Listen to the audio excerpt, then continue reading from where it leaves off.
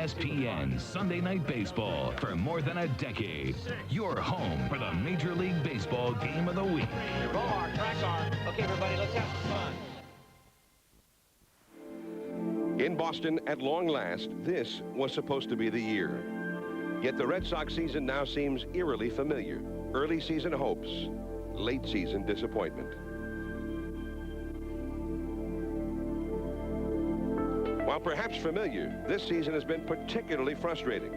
The Sox ravaged by injuries. A turbulent clubhouse, and finally, the manager fired. And through it all, until this week, the Dirt Dogs, under new skipper Joe Kerrigan, stayed alive. But now, it is September, and the three-time defending champion Yankees are threatening to finish them off. Tonight, the Sox turn to David Cone, who will attempt to keep the flame lit against his old team, and Mike Messina, as the Red Sox battle the end of hope.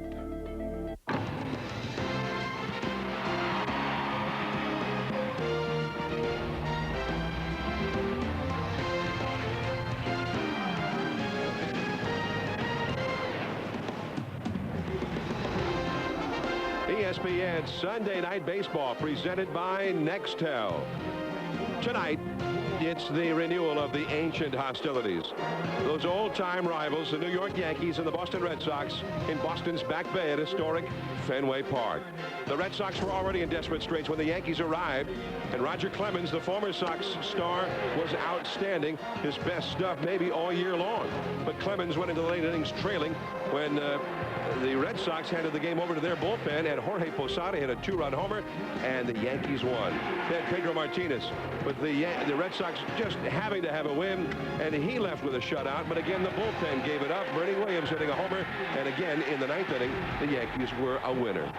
I'm John Miller with Joe Morgan. Welcome to Sunday Night Baseball. And so, the Yankees with two come-from-behind wins in a row, and now they're going for the jugular with a win tonight. Boston will be 9 games out, and David Cone is on the mound for the Boston Red Sox against his old mates, and of course for the Red Sox, I mean, they must win, and they do have quite a few games left with the Yankees, another 4-game series next week. Well, John, we can build this up and say it's a big game, but this is the game for the Boston Red Sox. The reality of the situation is this. If they lose tonight's ball game, they're 9 games behind the Yankees with 27 to go. You're not going to catch the Yankees in that situation, even though you have 4 games with them next weekend. So they have to win this ball game. They've lost 7 games in a row. So they're going to have to get their bullpen straight tonight. They're going to have to hit tonight. They're going to have to do all of these things in this next 24 hours, or they can start worrying about next year. All right. Now, for the Red Sox, as we said, David Cone trying to snap a 7-game losing streak. That's the longest in 4 years for the Red Sox. Cone is 8-3 after going through his worst year ever last year with the Yankees, and he'll be up against Mike Messina, who, other than the wins and losses, his other numbers, hits, innings pitched, earned run average, are almost identical to Roger Clemens, who is 18-1. Well, I think if you're the Boston Red Sox, you say, hey, I'd like to have David Cone on the mound going against his old teammates, the Yankees. This is the team that he can pitch well against because he knows all the hitters. He knows how to pitch everyone there. And in the case of Messina, this guy is one of the best pitchers in the league. He's proven that for the last few years. The only difference between him and Roger Clemens this year is production. As far as I'm concerned, he's pitched very well, but the bullpen hasn't pitched as well for him in the late innings, and they haven't scored as many runs. They scored almost 2+ runs a game for Roger Clemens, more than Mike Messina. All right, so that's the story. Nomar Garciaparra out of the lineup on the disabled list, and the Yankees will, of course, have Derek Jeter in there. Jeter having a great second half of the season. The Yankees all-star shortstop, and Manny Ramirez will be in there for the Red Sox, trying to get them going.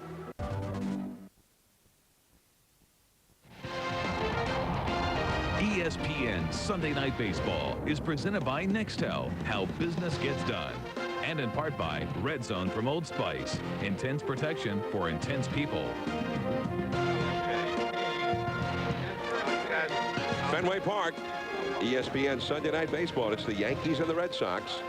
Game 3 of the series. The Yankees going for the sweep. And be sure and remember now that the Game of the Week is also available nationwide on the ESPN radio network and is televised in Spanish throughout the United States on ESPN Deportes. Coming up on Sunday Night Baseball in our Batter's Notebook section, Joe Morgan will analyze the many common traits of baseball's greatest hitters. And we'll continue with a Sunday Night Baseball exclusive, the K-Zone, which creates a 3D virtual strike zone. The crosshairs activate to where the pitch enters the zone, and that'll give us a good idea for where the pitch is going with pitches and the battle between the pitcher and the batter. And now the Nextel batting order for Joe Torre's New York Yankees. Chuck Knobloch up there at the top, and then Jeter, Justice, a lot of familiar names in there for the Yankees.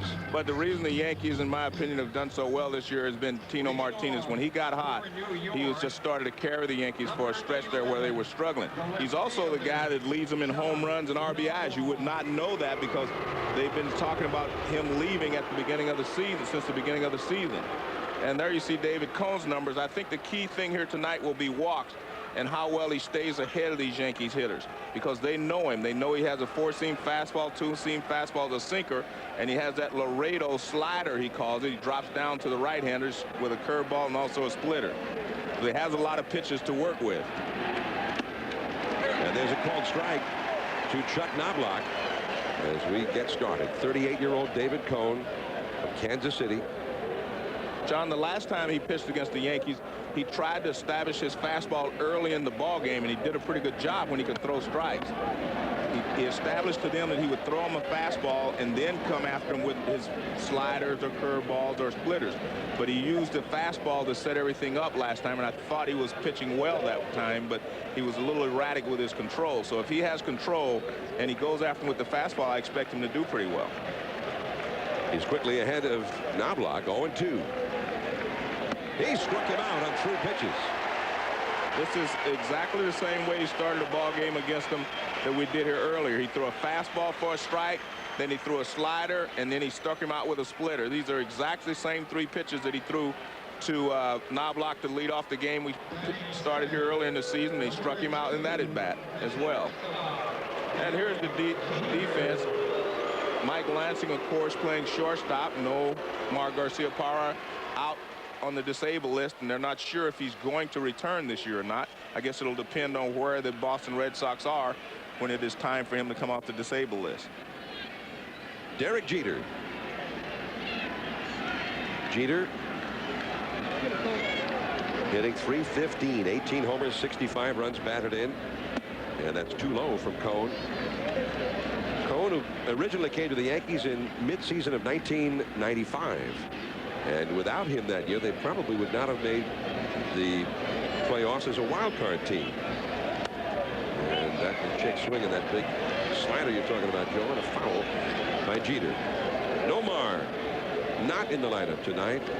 And on the disabled list, that wrist that needed surgery and put him on the disabled list for most of the season. He got back, played 21 games. The wrist was giving him problems. And finally, they determined the only way for him to get better was to rest, and whether he'll be back at all the rest of the year remains to be seen.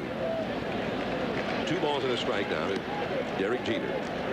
And it has to be killing Nomar not to be able to play in this series and play in this season because he set out so long. But this is, you know, what you live for as a player, to play in the big games against your rival and the other teams that you're trying to catch in the division. Playing Boston's shortstop position tonight, Lansing with a high throw, and Jeter hustling up the line is safe. I don't know how they're going to score that. Jeter, I think he was going to beat it out anyway because Lansing was playing a little deeper than he should have been. They're scoring it as an error, but he was playing a little deeper than he should have been, and Jeter got out of the box well. I'm not sure. Now watch this play. I'm not sure a good throw would have had Jeter. See how deep he is? And it takes him so long to get rid of it. Yeah, I guess he would have had him. It would have been very close, but he was too deep. When you have to take a routine ground ball on the run like that, it means you're too deep. I don't know that they would have got it. Yeah, I'm not sure. The way he was so deep, John, if you have to take a ground ball at shortstop like that on the dead run when it's hit routine ground ball, then you're playing too deep. To me, that has to be a hit. I thought it was a hit, too. Because if he had set himself to make the throw, no question Jeter would have beaten him. Yeah, but if he makes a good throw. It was not ordinary effort, is what I'm saying. No, I agree with you. He charged, he made an off-balance throw, and it was bang-bang as it was. Yeah, I agree with you 100% because, first of all, he was just too deep. He started too deep to make that play. I mean, I'd be the last person in the world to disagree with an official scorer, unlike you, who's always getting all over him. And if somebody asks me about it, I'll say, yeah, Joe disagreed with the guy. I felt bad about it. All right, see where he is? Look how deep he is. And for a guy like Jeter that runs well, he should be in a couple of more steps. Now watch, see how he's just too deep. Now Jeter's already out of the box. And when you have to charge a ball that hard and then get rid of it that quickly on a routine ground ball to shortstop, that means that just tells you he started too deep. I didn't know where he started, to be honest with you, before we showed that, but I knew that he had to be too deep to make the play like that. So it should have been scored. Here's Justice. I'm going to agree with you. I'm just Lansing's at it. But that's a put out for Lansing. That's why I'm going to score it. 2 down. Let's take a look at this pitch to Justice. Good pitch. Fastball running in, and Justice is late on it. Actually loses his bat as well. Watch this. The bat flies out of his hand, and luckily it doesn't reach the stands. But you can see Justice didn't even look where the pop-up went. He looked to see if he was going to injure anyone, because he knew that he released the bat. Good fastball in under the hands. If you can pitch David Justice, there are a lot of hitters for that fact. In fact, you can get them out. Good pitch by Cone. Now Bernie Williams. He hit the home run yesterday. That was the game winner in the 9th inning against Huguet Urbina. And the slider is low for ball 1. Bernie hitting .315, 21 homers, 82 batted in. This is the season of his discontent. Bernie Williams, who went first through the illness of his father, and then the death of his father, and went through a lot of personal torment and sadness, and is not quite over it just yet. But now baseball is sort of his refuge from all of that. As Jeter runs, and no chance, and he steals it easily. Well, Cone has a slow delivery to the plate, and the Yankees do that. I mean, they run, they force you into mistakes. That's why this is such a good ball club. They have more than one way to beat you, and they're all veterans. Now watch this jump. See how good a jump he has? No chance as Oliver comes up and fires a strike. Watch, he throws it right on the bag, but Jeter's already in there. Not even close at second base. 26 steals for Derek Jeter. And the stolen base is a big part of the Yankees game. That's their 145th steal of the year. Bernie to the right side. Merloni, the second baseman. And the inning is over with Bernie really hustling up the line. 1 man left. Now Mike Messina will take the mound against the Red Sox. ESPN Sunday Night Baseball. The Yankees nothing, and the Red Sox coming up at sold-out Fenway Park. Here's the Nextel batting order for the Red Sox, with Trot Nixon leading it off for a new manager, Joe Kerrigan, managing his 17th game for the Red Sox. And as they point out many times here in Boston, it's the 17th different batting order in those games. Well, this is not the batting order they envisioned at the beginning of the season. You have Alcantara hitting in the spot of Nomar Garcia-Parra, Ramirez, and Bichette. Bichette has been hot lately, but Ramirez has been struggling since the All-Star break. So Ramirez was the key to this ball club early in the year. He was the one that kept them afloat, and he has been struggling lately, and they have been struggling to score runs.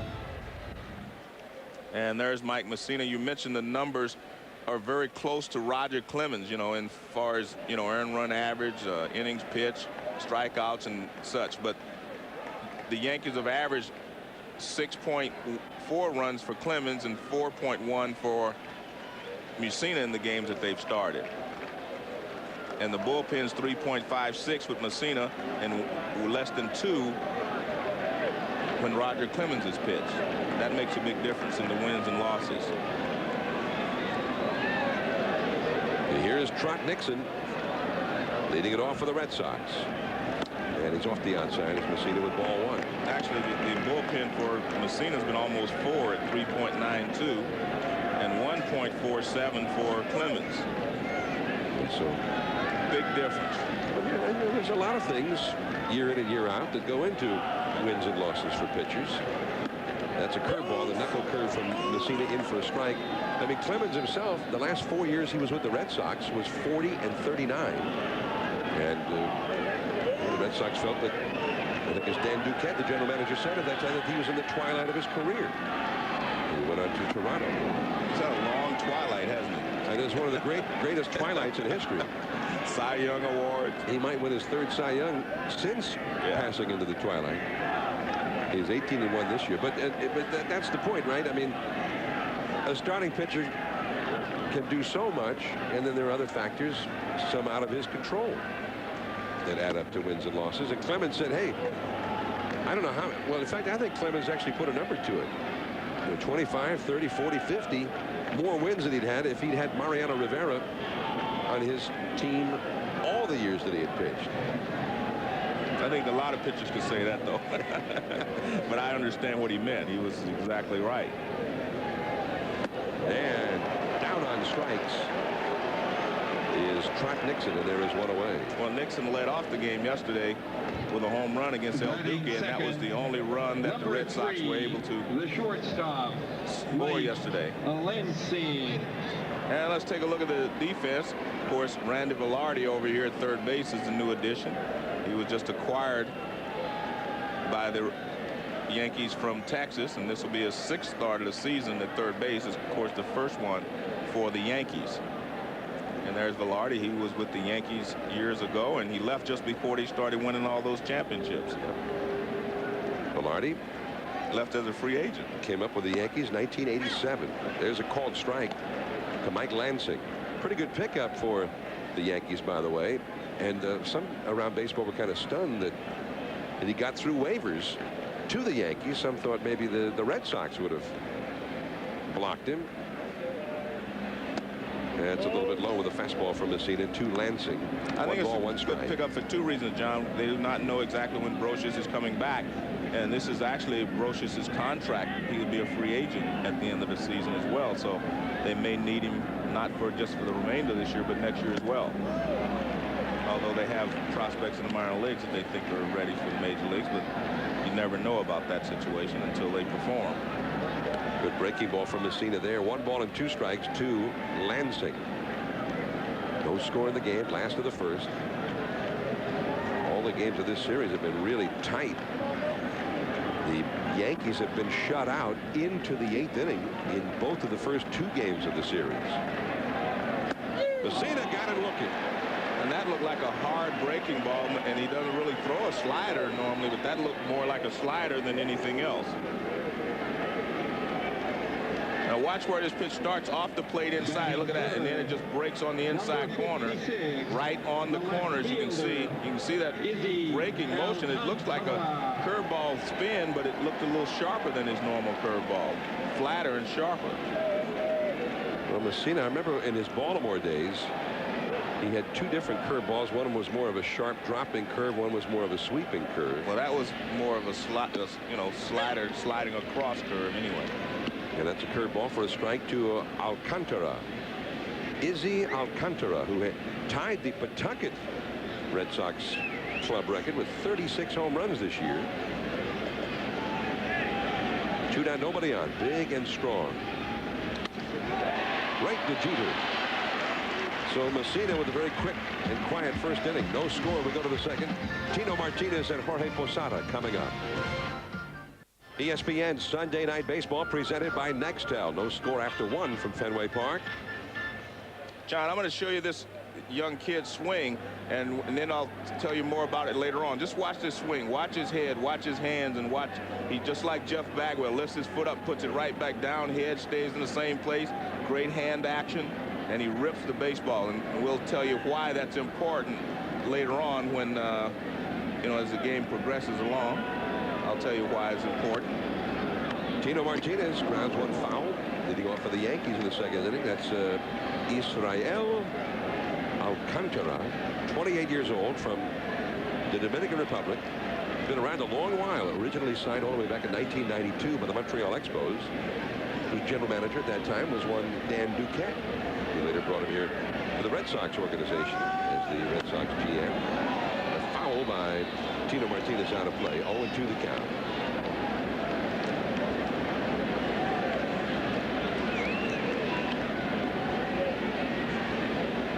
John, Constantino Martinez has been the key to this Yankees ball club this year. I mean, he is having a fantastic year. 29 home runs, 96 runs batted in. He leads the Yankees with both categories. He got himself a base hit right here against David Cone. And you can see, if you watch real close, you can see the pattern that David Cone has against all these Yankee hitters, and he'll stick with that pattern throughout the night.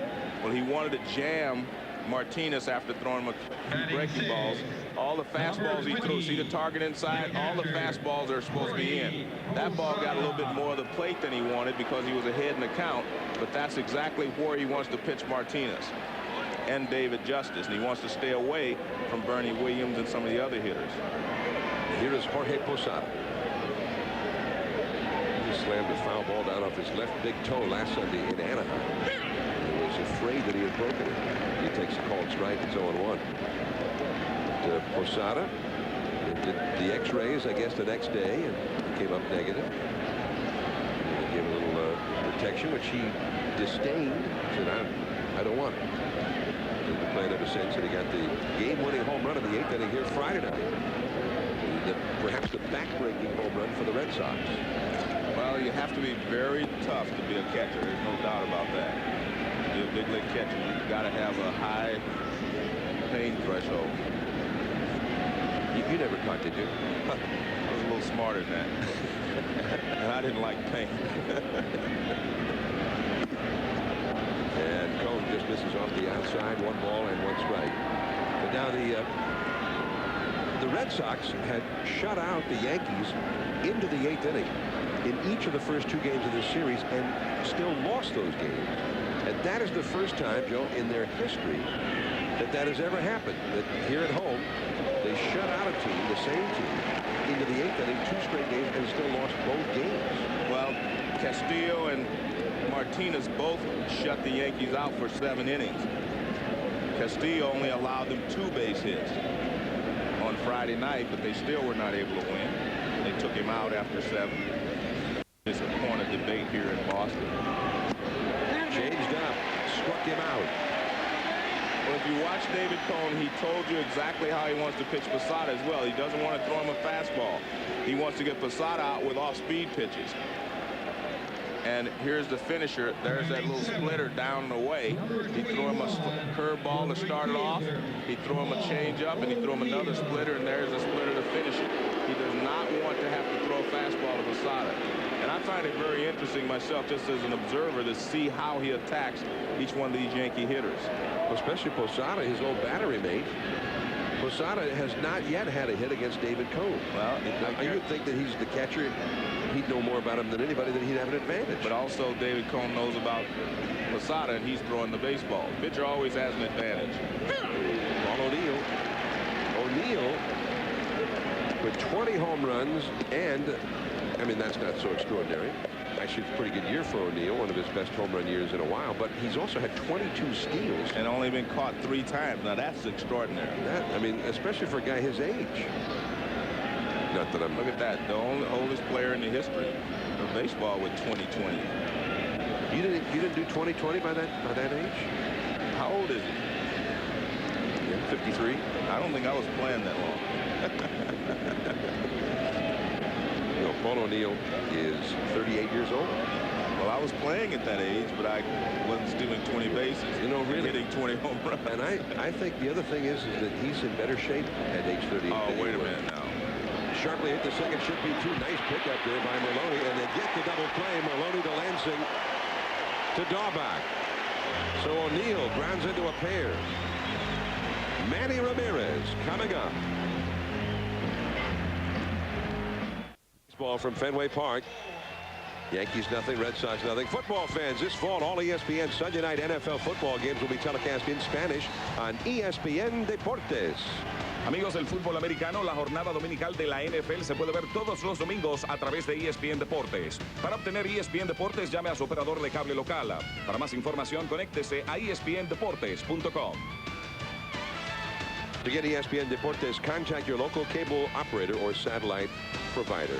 Join Eduardo Varela and Fuad Ribes, who will bring you the games in Espanol. And for more information, there's There's Candy Maldonado. It's not those guys. Ernesto Jerez.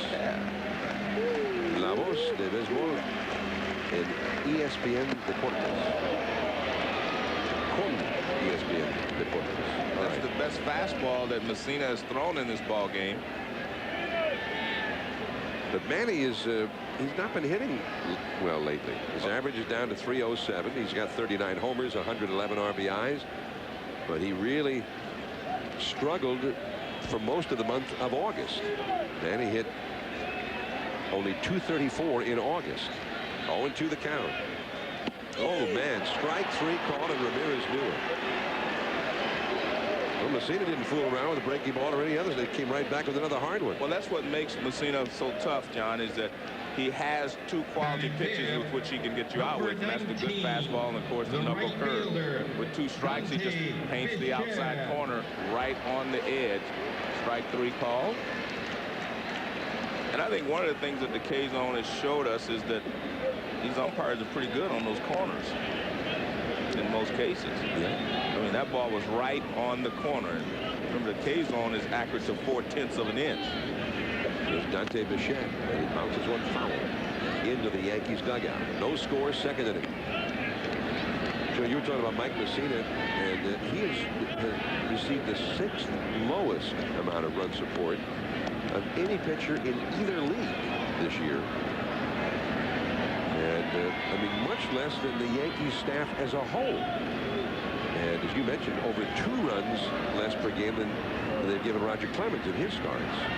The bullpen has also done games better for Clemens and for Messina. You mentioned all of that. Yeah.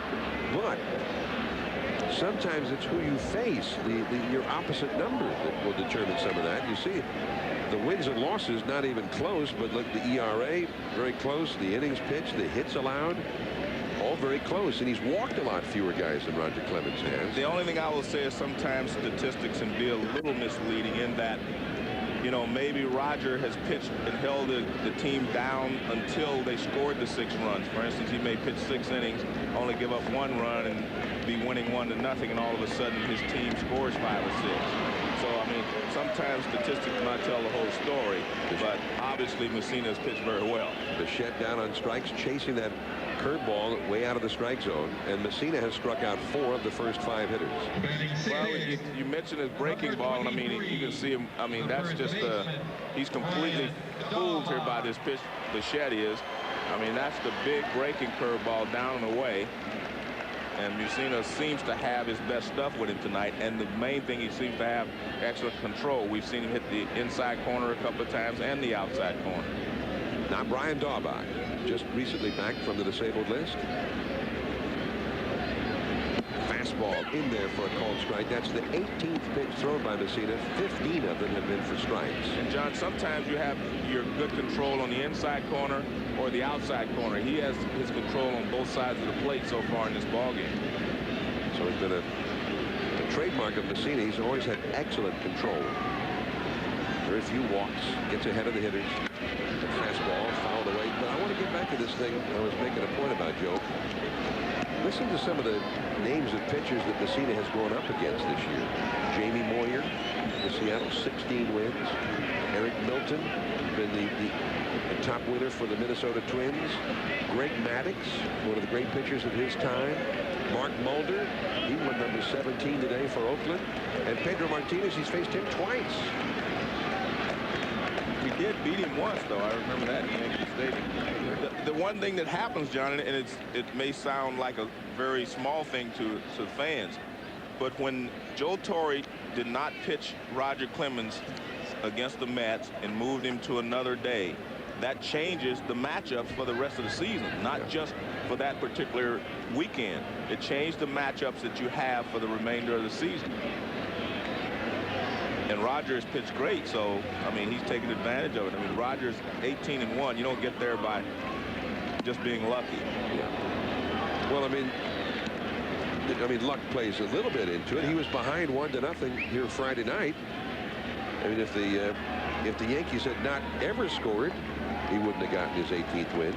But they did. They came back and got a couple of runs in the 8th inning. on the Jorge Posada home run against the Boston bullpen. Well, I agree. I mean, look, when you're having a good year, it's kind of like a hitter, John. If you're swinging the bat well, when you're hitting 340, your line drives go in for base hits. If you're hitting 240, they catch your line drives. I mean, that's the way the game goes. Off the outside, 3-2 now. But those names you mentioned, only, you know, I would say only Pedro Martinez and Greg Maddux at this point in their careers should match up well against Messina. I mean, he is one of the top pitchers in the game. The other guys are going to be there. Milton, I was just going through the guys with the letter M. Yeah, right. Here's the pitch, 3-2 pitch. Popped up, fouled round. Posada coming over, but this one will land in amongst the spectators. Out of play. Still 3-2. So you got some more in there? Oh, we could go. We could. Which letter? Pick a letter. But one thing about Messina, though, when the Yankees have scored at least 4 runs in his starts, you know what their record is? Yeah. 11-0. Has not lost any of those games. His personal record is 10-0 in those games. But they have scored 3 runs or less in 17 of Messina's starts this year. That's only happened in Clemens' starts 7 times. And that's out of play. Clemens is 18-1. Never in the history of the American League as a pitcher had an 18-1 record to start a year. I mean, 18-1 is pretty self-explanatory. The guy's pitching well. Let's face it. He's won 14 consecutive decisions, tying the Yankees all-time record. Mention of Messina, the lack of runs at times. Strike 3 call on the outside. Messina strikes out the side. He has struck out 5 in the first 2 innings. No score. Randy Velarde coming up for the Yankees.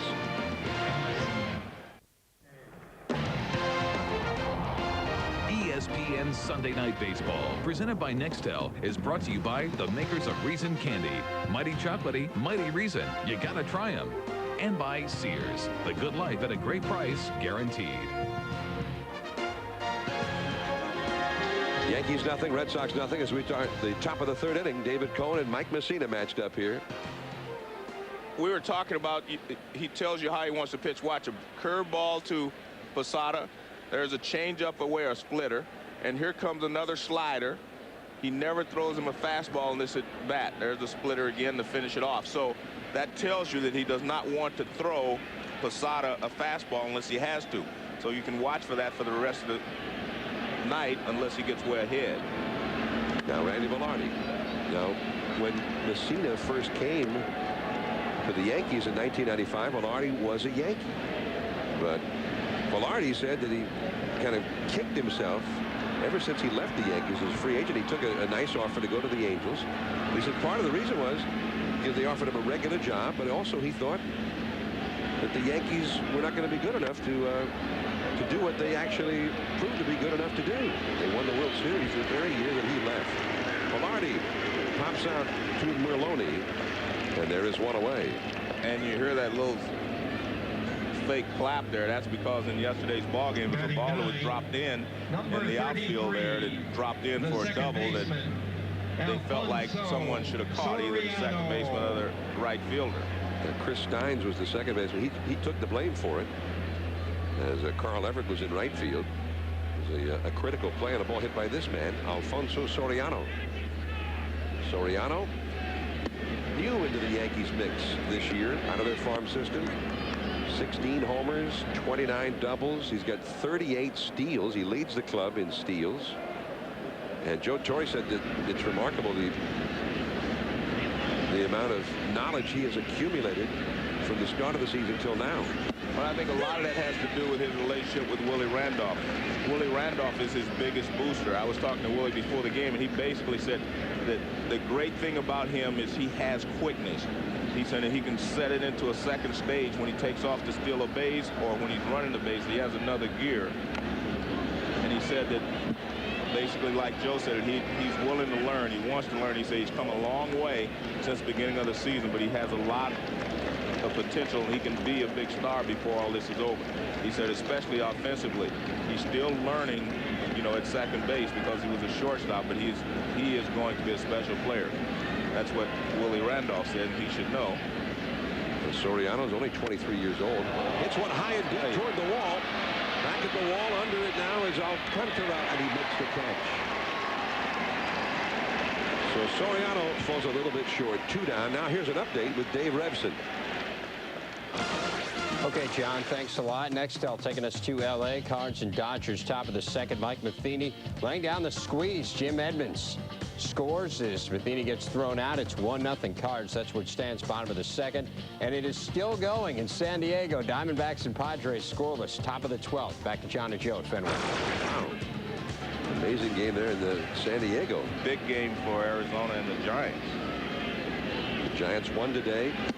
They started today 3 back of Arizona in the National League West. The Cardinals are in the Central Division, but they're also very much in a race with the Giants and Dodgers and Cubs in the wild card race, a whole new division. Chuck Knobloch swung and missed at that high fastball. You saw Cone reach back, got a little extra on that one. 81 miles an hour. John, you can see the difference. He will throw fastballs to Knobloch, Jeter, and some of these other hitters. He just doesn't want to throw it to Posada. And now that he's gotten ahead of Knobloch, you watch, he'll do something tricky. Well, he tried to trick him with a fastball on the outside edge. He tried to hit the outside corner, but if he was going to miss, he was going to miss away. There's Joe Kerrigan. He was the pitching coach, and now he is the manager of the Red Sox. 1 ball and 2 strikes to Knobloch. 2 down, nobody on. David Cone with the Red Sox. Into the hole. Lansing knocks it down, picks it up, and has no play.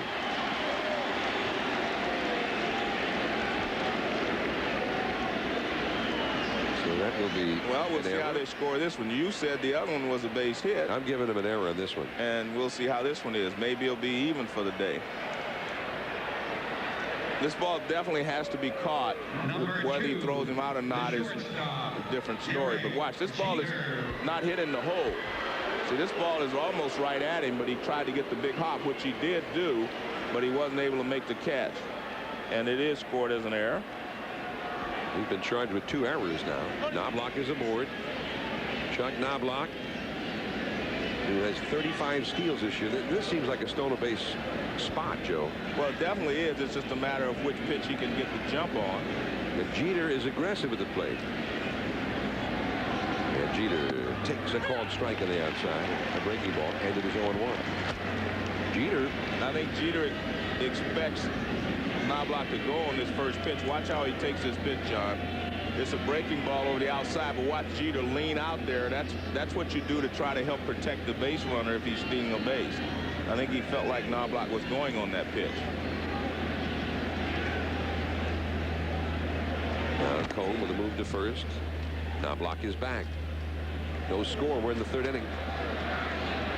Yankees came in here and won the first 2 games. They also won their previous game before this series, an extra inning game with the Blue Jays. But before that, through much of the month of August, they had been really mediocre. He's not running. And Jeter with a bounding ball is short. And Lansing gets this one over to Merlone, and the inning is over. So 1 error and 1 left. Shea Hillenbrand coming up for Boston. ESPN Sunday Night Baseball presented by Nextel. We're in Boston's Back Bay. No score in the game. Here is Shea Hillenbrand, who will try and become the first Red Sox base runner. They've not been able to get anybody on against Messina. They've hardly made contact as Messina curves him for a called strike. Messina has faced 6 hitters and struck out 5 of them. The only man that actually put the ball in play against him was Alcantara, the rookie, who lined one to short. So here is Hillenbrand, another young Red Sox player, 271 average. Just inside. Red Sox had a lot of injuries this year, including to the guy that might have been more or less a regular 3rd baseman, John Valentin. And Hillenbrand has played a lot. 10 homers, 44 batted in. He goes up there to hack, though, Joe. Yeah, he's not looking for a walk. Derek Jeter throws him out, and there is 1 away. So 1 man gone. Hillenbrand put it in play. The batter will be Lou Merlone. There's the look from way back under the overhang here at Fenway on the third base side. Been folks watching from that point of view since all the way back in 1912. That's when Fenway Park first opened. And there's talk about building a new Fenway. There's several groups, I think there's as many as 9 groups who have made bids to buy the Red Sox from the Yankee Foundation, or at least the controlling interest in the current partnership, 53% of the club. And that will go on, I guess, for a while yet. But I know at least one of those groups, Joe, was reported to feel that instead of building a new ballpark, that they could remodel this ballpark. Merlone, Jeter throws him out. Out number 2. 2 men gone.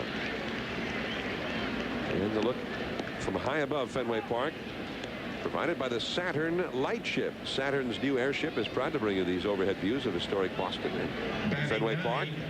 From the Charles River to Boston Harbor, Saturn is hoping that you enjoy the view and Major League Baseball. We're glad to have him with us, Joe. You see Fenway with the very unique contours. Always a great part of this ballpark. Here's Joe Oliver, who began the year with the Yankees. And word is that as soon as they called him up, when the rosters expanded yesterday, I mean, they sent a car and a driver over to the airport to bring him in, which is a little bit unusual, right, for a September call-up.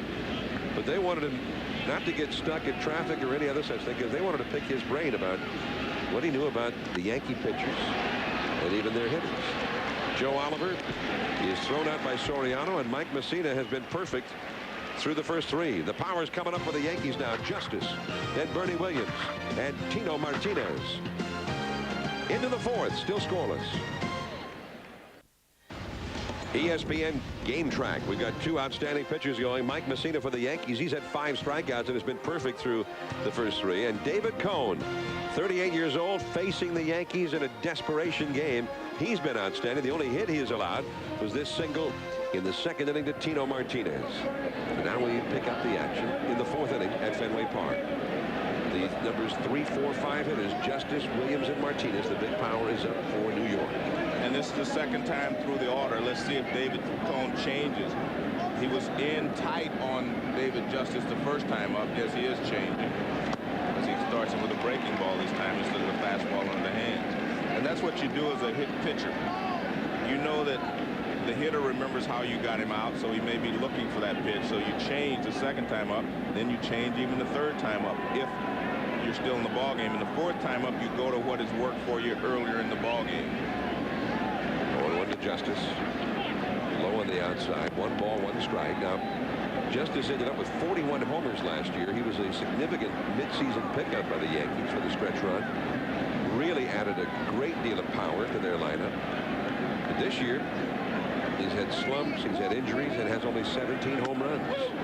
Right there on the outside edge. Nice pitch by Cone. 1 ball and 2 strikes. And you see what he's done. He got him out, jammed him the first time up. Now he stayed away from him because he knows Justice was looking for that pitch inside. All right, so if you're Justice now, what are you thinking here? Well, if you're Justice, you say, well, he's staying away from me, and you may have to go out there and try to get something. And that'll allow him to come inside again. See, this is why it's... That's what they did with the slider. See, this is why it's, even in a 1-0 game or a low-scoring ball game, it can be interesting if you watch the pitcher-batter matchup and realize what they're doing and how they change and how hitters make adjustments. And that's why I enjoy the game so much. Back outside. This time he did go out to cover up and bounced it foul. 2-2. Well, Joe, that's one way to do it. We could watch for all those things, or we could have you watch it and just tell us about it. Yeah. If you don't mind. Yeah, well, I'll try. All right. But you can, I mean, clearly see how he approached him this time as compared to last time. He was inside, tried to get him out tight, and then he goes away. Now he's going back away again. I had to remember that until you pointed it out. Ooh, the big sharp curveball, but right to Daubach, and he gets the unassisted put out. So Justice is 0 for 2 against David Cone.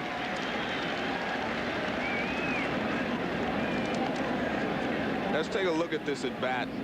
using K-zone and C. See, he's going to go away. Got him outside the first time up. I'm on the inside part of the plate. And you can see he's starting away, and then he'll go off the plate inside, go back outside. And you see this swing that Justice is taking there. He's reaching for the ball. Because even unconsciously, you still remember that he jammed you the first time up. Well, Justice and Cone, they've been facing each other many a year. And Justice has still not figured out David Cone. Here's Bernie Williams. Curveball, a strike. David Justice now has 4 hits in 27 lifetime at-bats against Cone. And Bernie Williams, that's another story. He grounded out his first time tonight, but Bernie is 7 for 23, so he's had a little bit of success. That's not bad if you're a pitcher facing Bernie. Well, if you can keep a lot of these guys in the ballpark, you feel like you've done your job if you're an opposing pitcher. Another curveball, too low. 1 ball, 1 strike to Bernie Williams. He hit the game-winning home run here yesterday in the 9th inning against Huguet Urbina. And people around the Yankees say that down the stretch, Bernie is starting to play with kind of MVP quality. Not that he's got the numbers overall this year to be an MVP candidate, but he's playing like it here down the stretch. To the big part of Fenway Park, and caught by Trot Nixon. 420 feet to that triangle-shaped area out there where the center field wall meets the bullpen wall. That is Death Valley. If you hit it out there. Well, where he wants to throw the ball, if he throws the fastball to Bernie Williams, is in tight. I don't think he wants to throw it low and in, but he wants to. The target is low and in, but he wants it in tight. He doesn't get it in enough, but he had enough on it that Bernie got jammed just a little bit and had to fight it off rather than drive it. So not exactly a jam sandwich. No, but he accomplished what he wanted. He kept him in the ballpark. 2 down, and that's always wise to do with Bernie Williams in a tight game. Here is Tino Martinez. He's singled his first time to center field. Tino strained a groin muscle and had to miss about a week's worth of games. He's been back to play the last 4 games before tonight. Says he feels fine now. Tino is having a big year for the Yankees. 96 runs batted in to lead the club. He will be a free agent at the end of the year. Tino drove in only 91 runs all of last year. You know, at that point, he was 34 years old, and people thought, well, maybe his best days have passed. But he's kind of bounced back this year. 29 homers as well. Almost double the number of homers he hit all of last year. And Cone ends up walking it. First walk allowed by Cone.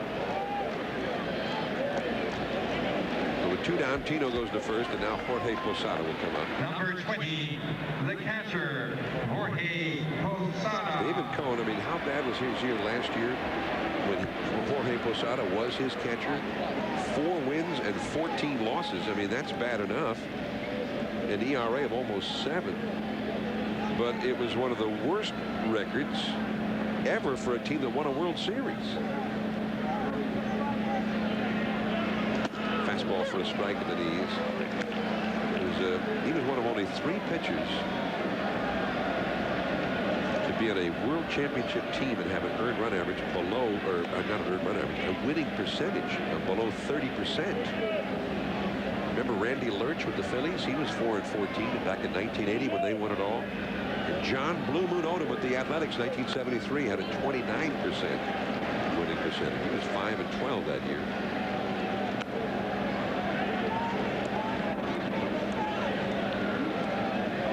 Cone matched Lurch for the worst winning percentage.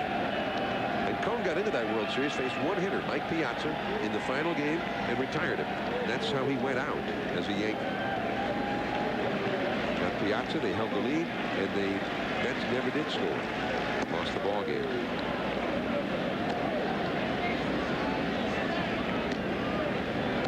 In fact, Cone and Denny Nagel both pitched their last for the Yankees in that game. Nagel was the man that Cone relieved with Piazza coming up.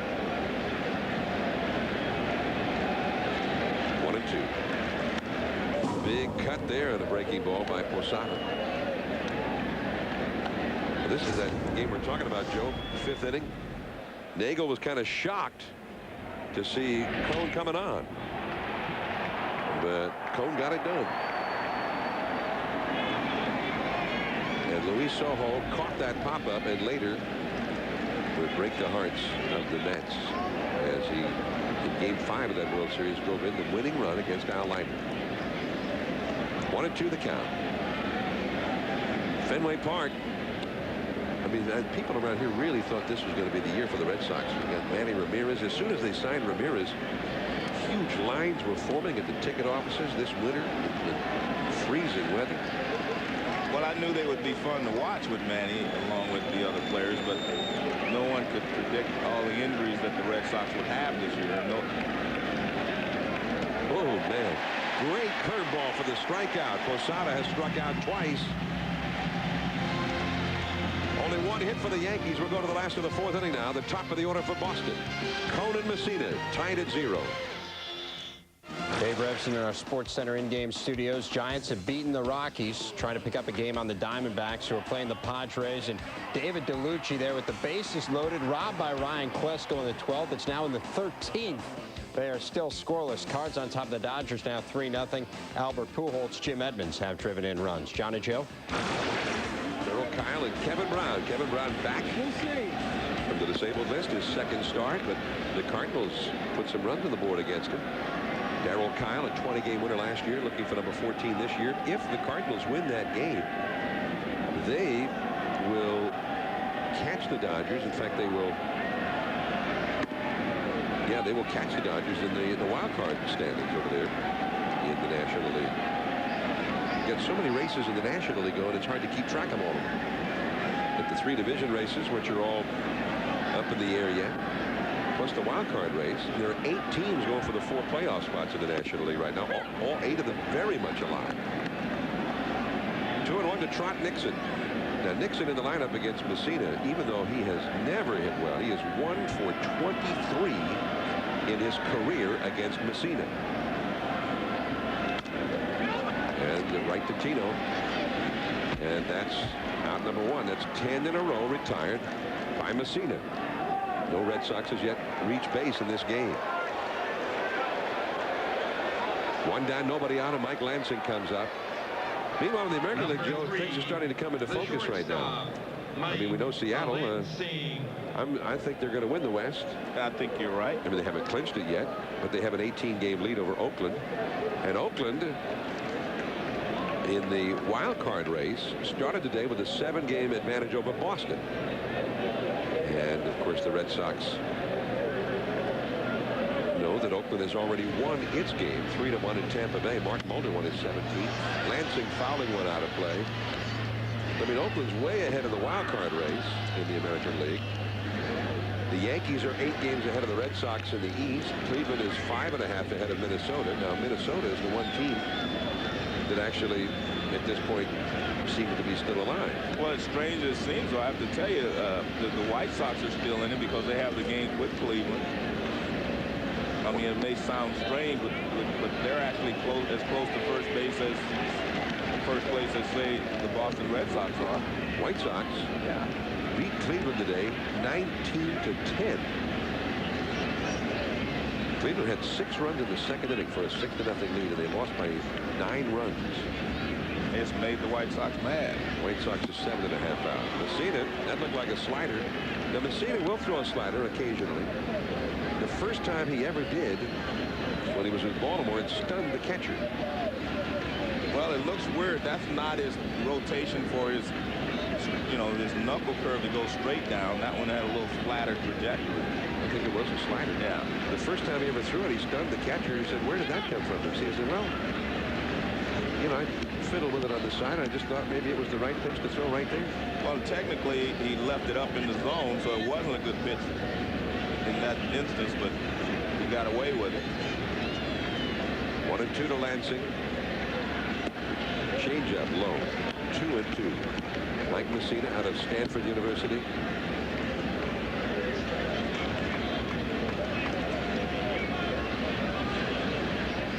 1-2 to Lansing. Lansing struck out looking his first time. He struck him out. The high hard one, and Lansing could not hold off. 6 strikeouts for Messina. Well, he was set up by the changeup that Messina threw down and in, and that allowed him to come back with a good fastball. See, the target's way off the plate outside, but he misses up and over the plate. Good hard fastball, and Lansing can't check his swing. Well, that just old-fashioned hardball right there. With 2 strikes, I think you should do that a lot. If you have a good fastball. Some guys are a little better equipped to do it than others. Alcantara pops up that high fastball. Now, Alcantara is the only Red Sox hitter to make strong contact against Messina. He drilled one, but right to the shortstop Jeter to end the first inning. Alcantara and Dan Duquette, the general manager of the Red Sox, talking about next year. They said, is there any help ready for the farm system? And he pointed at Alcantara. Alcantara got jammed in that one, pulling it foul right over the Yankees dugout into the crowd off to the left. 0-2 the count. Smart pitch there by Messina. He had showed Messina that he could handle the ball out over the plate, so he ran that ball in a little bit. And for a guy that hits from an open stance, I still believe the place to pitch him is inside, running the ball back in, because they close to get to the ball, and then that allows you to get inside. 0-2. Goes to the curveball, but misses.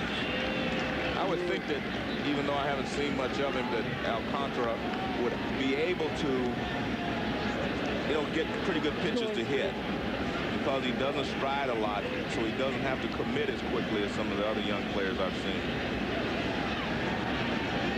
So he's letting his hands do the work. Yeah. 1-2 the count. No, the curveball buckled his knees, got him looking. 12 in a row retired by Messina, 7 with strikes. And a very impressive beginning by the veteran. Paul O'Neill coming up. No score. No score as we go to the 5th inning. We have taken a look at a lot of batters' notebooks this year, and we're going to take a approach from head to toe of the best hitters in the game, some of the best hitters in the game. I'm going to show you their approach. My eyes and my head have to be still. In order to hit and utilize total power, you have to see the ball out of the pitcher's hand. When I'm hitting good in the play, I just, trust my hand. I think the main thing on hitting is just seeing the ball and trusting your hands. I just try and have good balance and get a good pitch to hit. If you're leaning back a little bit, you can't hit. If you're leaning too far over, you're going to pull off.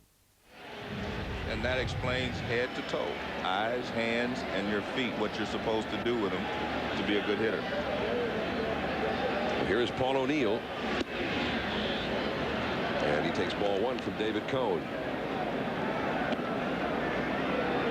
Now, Manny Ramirez, and you've always pointed out, I mean, he's a power hitter, hits lots of homers, drives in lots of runs, but he's much more than just a power hitter. I mean, Manny always hits for a high batting average as well.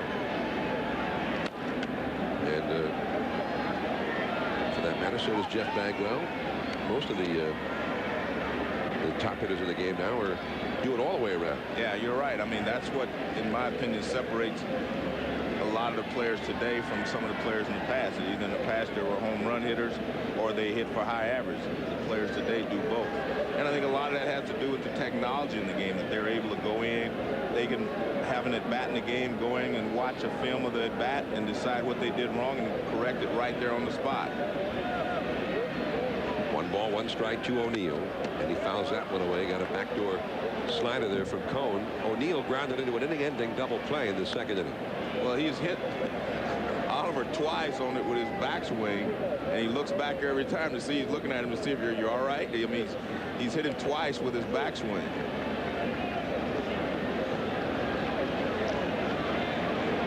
Paul O'Neill. Now, maybe this will be his final year. There's a lot of talk about O'Neill retiring at the end of this season. But I know O'Neill in years past, Joe, has always sort of reminded his teammates that, hey, remember how special this is, what we've been going through together, and how rare this is. it's not going to last forever. He continued to say, at least to the first half of the season, that this was his final year. But, we'll have to wait and see. He's having a pretty, good year. He's not hitting his high for an average high. He's not hitting for as high an average as he normally does, but he's still having a good year. Become a base dealer at a late age. The backdoor curveball, strike 3, and O'Neill didn't seem to think so. He disagreed with Mike Victor, the home plate umpire. Well, let's take a look at this breaking ball. Starts way off the plate outside and basically kind of stays there. It may come around the plate, but it stays out toward the outside part of the plate. That was an interesting shot there, because if we'll see it again in a second, I'll show you something. Here's Randy Velarde, and the slider is in there for a strike. Velarde popped up to the second baseman his first time. John, let's take a look at it when we get a chance at the second replay of that last call strike from home plate umpire Mike Victor. Velarde with a check swing. 1-1. No swing. Let's take a look. See where he is? Right here. Now watch this. The ball comes over here. Now you see why he might have missed that pitch, right? Yeah. See, a lot of the National League umpires for years worked off the inside corner. And that's when most people felt that you had problems getting to the outside corner or reading the outside corner. And for years, the American League umpires worked directly over the plate with that big chest protector. I think, to be able to see both corners is very difficult, but I think you have to try to get yourself in a position to be able to do that. See, he's on the inside part of the plate again, and that's fine. That may be the way that he wants to work. Randy Velarde swinging and missing at that big curveball from David Cone. Cone's got 5 strikeouts. Well, that ball there is right on the corner. Number 33, the second baseman.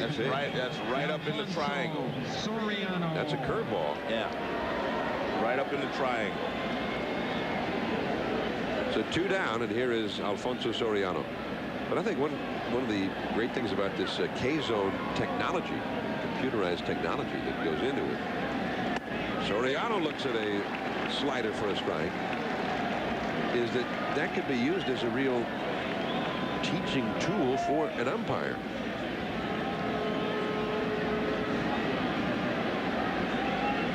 Two down, nobody on, 0-1 the count. I mean, an umpire who is reading pitches that are off the strike zone like that for a long while could you get an idea what pitches that they're missing with something like the K zone. That game in San Diego still scoreless in the 13th inning. Arizona and San Diego. The Dodgers have now gone ahead of Darryl Kyle and the Cardinals. Big game. The Dodgers don't want to fall there. I mean, they're already in third place in that wild card in the National League, back of the Cubs and the Giants, and they don't want another team to be passing them. Well, now you see the umpire moving. That was a good shot right there. You see him move up because Joe Oliver moved more to the outside corner. He moved up straight on the home plate so that he could see the outside corner then. That was a great shot we had there to show you that. Now let's see what Oliver does. See where he is? His head's on the inside corner. Now watch that. Watch him move up. See him move up? Now he's right in the middle of the plate. Meanwhile, pop fly. Out goes Lansing. Nice catch with his back to the infield. It dropped in over his shoulder and he handled it. Soriano retired. 3 up and 3 down, and David Cone with 5 one-hit shutout innings. Now Manny Ramirez, Dante Bichette, and Brian Daubach coming up for Boston. Mike Messina, he's been perfect through the first 4 innings. The Red Sox with their top slugger at the plate, Manny Ramirez, who was called out on strikes his first time. He'll be followed by Dante Bichette and then Brian Daubach, all 3 power hitters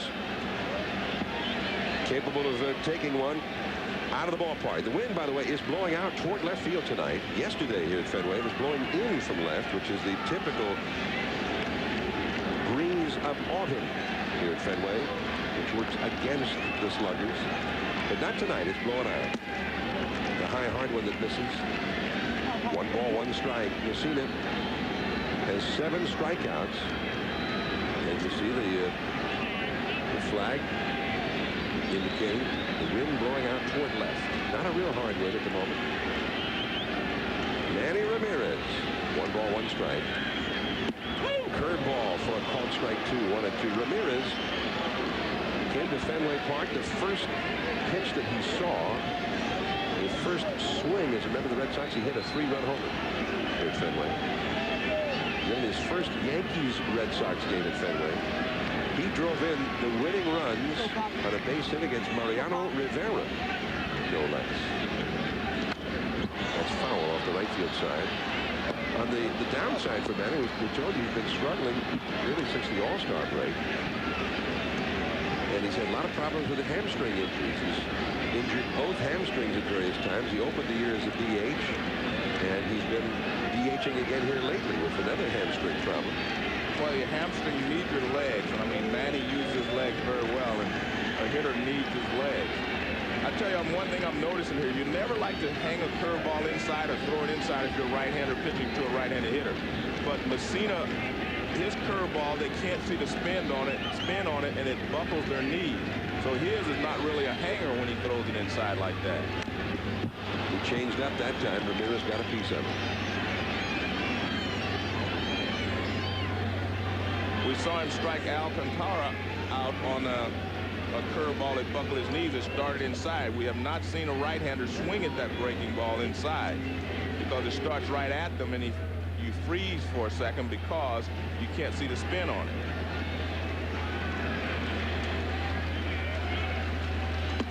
Strike 3 called on the inside corner. 1 away. And an update from San Diego with Dave Refson. Oh, John, this one is finally over. The Padres have beaten Arizona. Ryan Klesko taking Byung-Hyun Kim deep in the bottom of the 13th. So the Giants pick up a game on the D-backs as Arizona falls 1-0. Wow. The San Diego Padres took 3 out of 4 from Arizona over the weekend at Qualcomm Stadium. Byung-Hyun Kim, the Arizona closer, gave it up. Last night he gave up a grand slam. As the Padres came from behind from a 5-1 deficit in the 8th inning, they scored 6 runs in the 8th inning last night and beat them 7-5. So the Giants are 2 games out. And the Dodgers in the National League West, if they can hold their lead against the Cardinals, will move to within 3 games. Dante Bichette, big, strong right-handed hitter. He struck out swinging his first time. Fastball. I say fastball, but obviously that was a changeup. Yeah. Well, truthfully, when you watch his fastball, it's got some hop on it, and we saw that earlier in the game that he had a good fastball. I mean, his fastball really kind of has a second stage to it tonight. He's only gone to as many as 3 balls on a hitter 1 time out of the 13 he's faced. That's in the dirt. 2 balls and a strike to Bichette. The modern structure in Fenway Park, the 600 Club, and they sit indoors here at Fenway to watch the ball game. I've been there. It's really nice over there, John. Good food. So you like to schmooze over there? Yeah, when you're not working a game? Yeah, I was there once. Oh, man, look at that curveball. That's what I'm talking about. See, you can't swing at that ball because it starts at you, and if you do not read a curveball that starts at you, your first reaction is to move. See, this ball starts at him. It's pretty high as well. See, it's not a sharp breaking curveball down as he's thrown. It starts up, but because it starts inside, you have to leave there. So it's not a hanger when he throws it in there. The veteran Mike Messina, longtime Baltimore Oriole, acquired by the Yankees as a free agent in the offseason. Messina waiting for Bichette, who backed out on it. 2-2 the count to Dante. 1 out, nobody on. Messina 8 strikeouts in 4 in the 3rd innings. Bichette bounces that one foul. A changeup. But I guess, John, if I was a hitting instructor against a guy like Messina, I would tell him they'd have to pick out a pitch. I don't think you can just hit what you see when a guy is throwing as well as he's throwing tonight. When Roger Clemens is on his game, you have to pick out a pitch. You can't say, I'm going to look for the ball and make adjustments, because you can't pick up the spin that way. In doing that, you have to either sit on a fastball or look for something off speed. Bichette backs away again. A little battle of wits here between Bichette and Messina. Normally, as a hitter, you just try to hit what you see. You look for the fastball and adjust to the curveball. I don't think you can do that against a guy like Messina who's throwing as well as he is today. From third base, Velarde. And Tino started to go up after it, but didn't need to. That is out number 2. Coming up Wednesday, ESPN Wednesday Night Baseball, Luis Gonzalez and Barry Bonds, 250 home run hitters head-to-head at Pacific Bell Park. That's the second half of the doubleheader, 10 Eastern, 7 Pacific. Prior to that, the red-hot Houston Astros, Jeff Bagwell, Craig Biggio, Lance Berkman, Moises Alou, they take on Ken Griffey Jr. and the young rookie sensation, Joe Adam Dunn. 7 o'clock, 4 Pacific. All of that on ESPN, the Wednesday night doubleheader. John, I think the last pitch we saw to Dante Bichette was an example of what I was talking about. Bichette's a veteran, and I think he was looking for a breaking ball. He got it, and he actually hit it pretty hard. I think when a guy's throwing as well as Messina is, you have to think along with him. If you're a veteran, you're smart enough to do that, and you can make adjustments to what he's doing to you. Brian Daubach, who's got 18 home runs, fouls one away, and he's down on the count 0-2. He struck out looking his first time. Nobody has hit the ball out of the infield for the Red Sox yet. They've sent 14 men to the plate. 8 of them have struck out, and the other ones have hit either ground balls to the infield, or in the case of Alcantara in the first inning, he lined one to infielder Derek Jeter. 0-2 to Daubach. Carl Everett not in the lineup tonight. There's the sharp breaking ball. 1-2 the count. Everett's got a little knee problem that has hampered him in the outfield.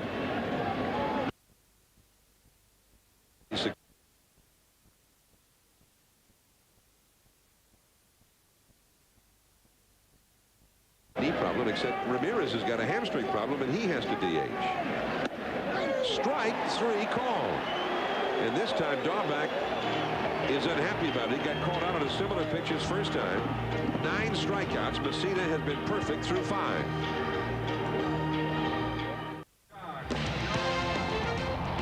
ESPN Sunday Night Baseball, presented by Nextel, is brought to you by Volkswagen. On the road of life, there are passengers and there are drivers. And by MetLife. Have you met life today? Yankees nothing, Red Sox nothing. Top of the 6th inning, top of the order for the Yankees. This is John Miller along with Joe Morgan, your Sunday night telecasters. Our 12th year of Sunday Night Baseball on ESPN. Here is Chuck Knobloch to lead off for New York. He has struck out and been safe on a Mike Lansing error. He'll be followed by Derek Jeter and then David Justice. 0-0. The score has only been 1 hit in the game. That was by Tino Martinez in the second. David Cohn goes to work. Oh, look at that. I mean, Knobloch was headed back to the dugout as the curveball snapped in there for a called strike. Well, he dropped down a little bit on that one. It comes a little bit towards Knobloch, and then it breaks over the plate.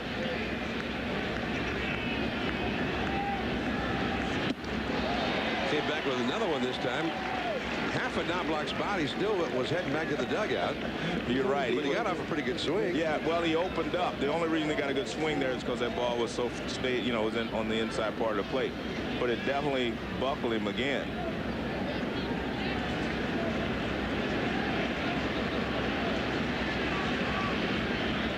Two strikes to count. Just too low on the outside. Had to sneak one by him.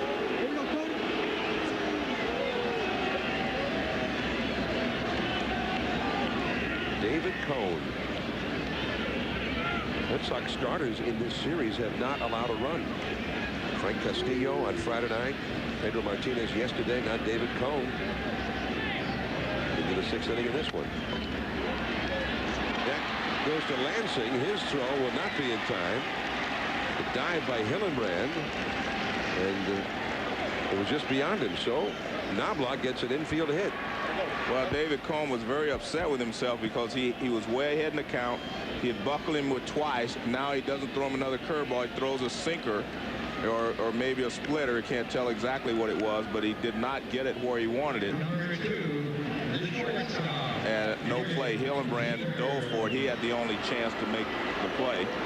No chance to get Knobloch after it passed Hillenbrand. Here's Jeter. Now, I thought Jeter should have gotten credit for a hit his first time, but it was scored an error on Lansing. He hit into a force play his last time. Officially, he's 0 for 2 in the game. And it's 0-1. He foul-tipped that one, a curveball. Well, and good position. I think that's why Cohn was so upset. He probably said to himself, I should have thrown that pitch to Knobloch with 2 strikes. Both of the hits that Cohn has allowed were on 0-2 count. Right. Tito Martinez hit an 0-2 pitch to center for a base hit in the second. Knobloch, who was a threat to steal. And Cohn, mindful of that, moves it back to the bag. Daubach on the bag with it. You know, Derek Jeter scored 98 runs this year. So he needs 2 more to reach 100. When he gets there, it will be the 6th straight year. I mean, every year of his career since his rookie year, he would have reached 100. And that would put him in select company.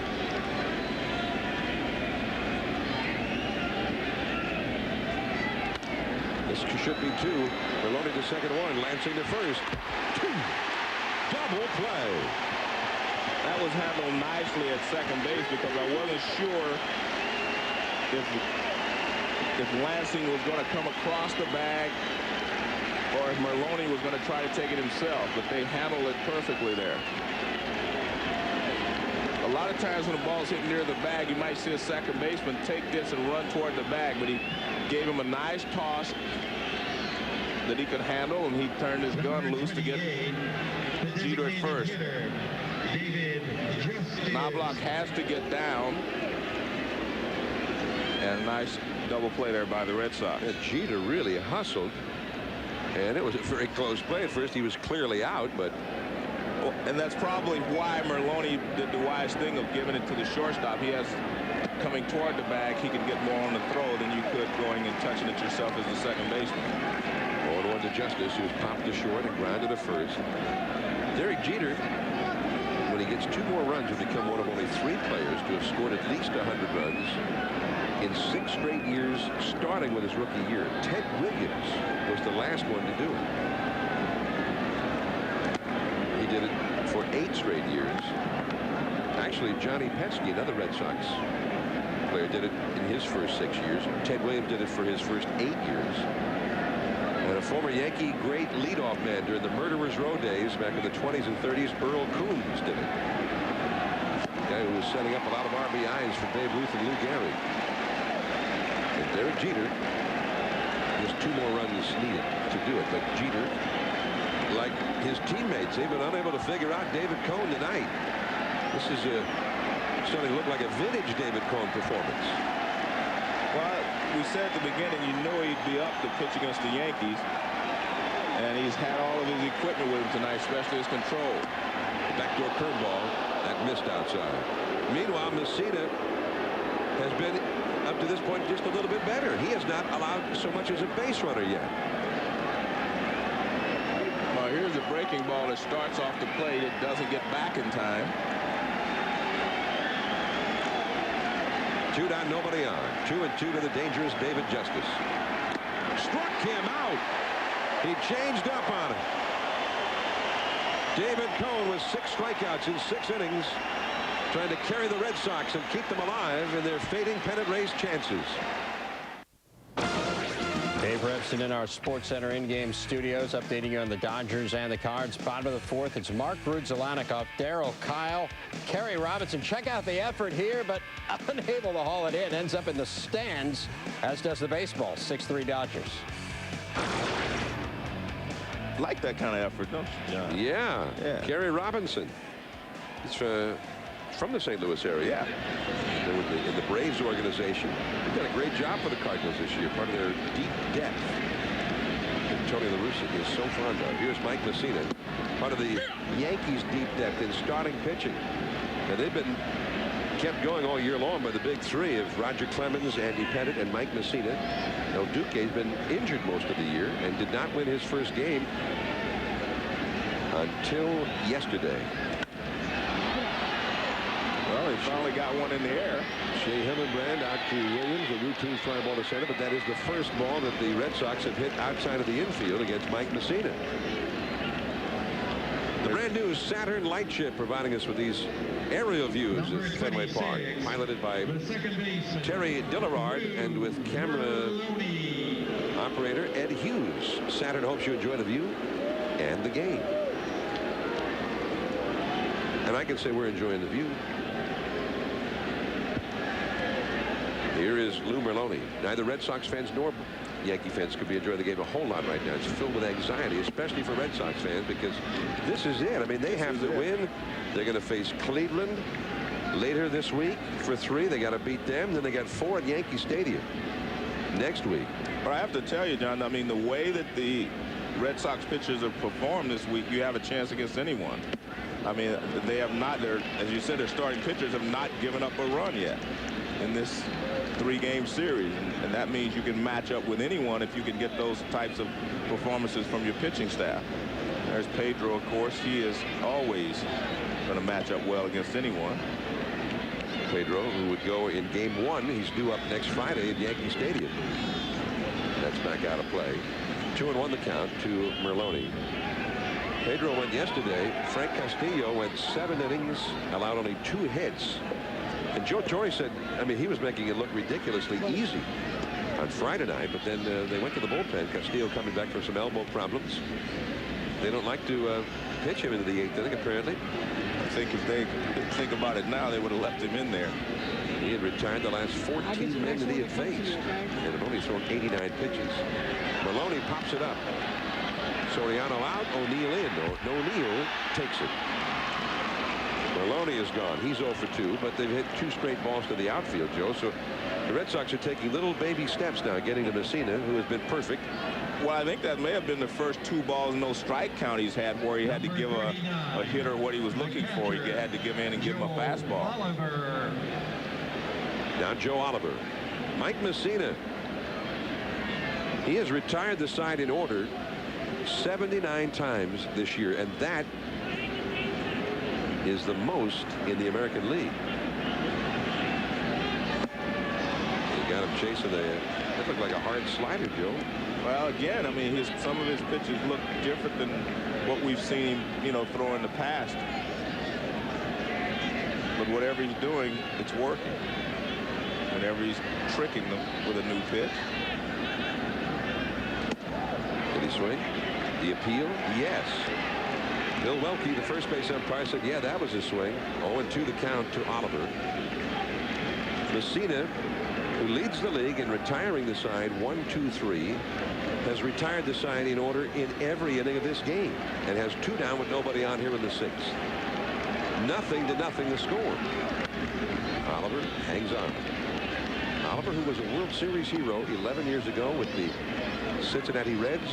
He got a game-winning hit. I think it was game 2. Yes, game 2 against Dennis Eckersley. Yeah. Bounce going past third. Right over the bag.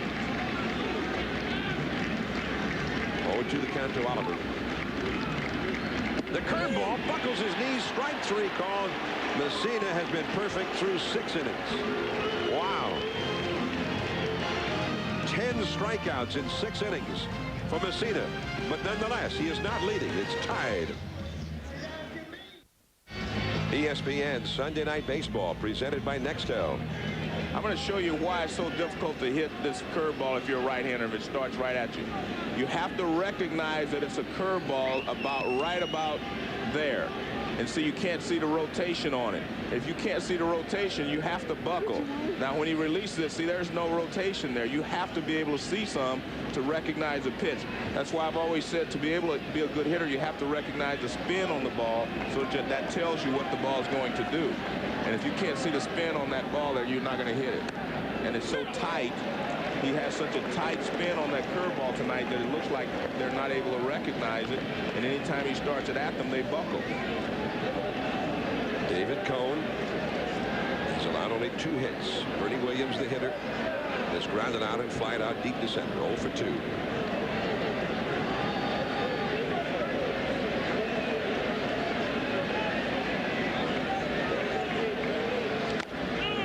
Big one-hopper, Daubach. He takes it himself. Bernie Williams retired. 1 away.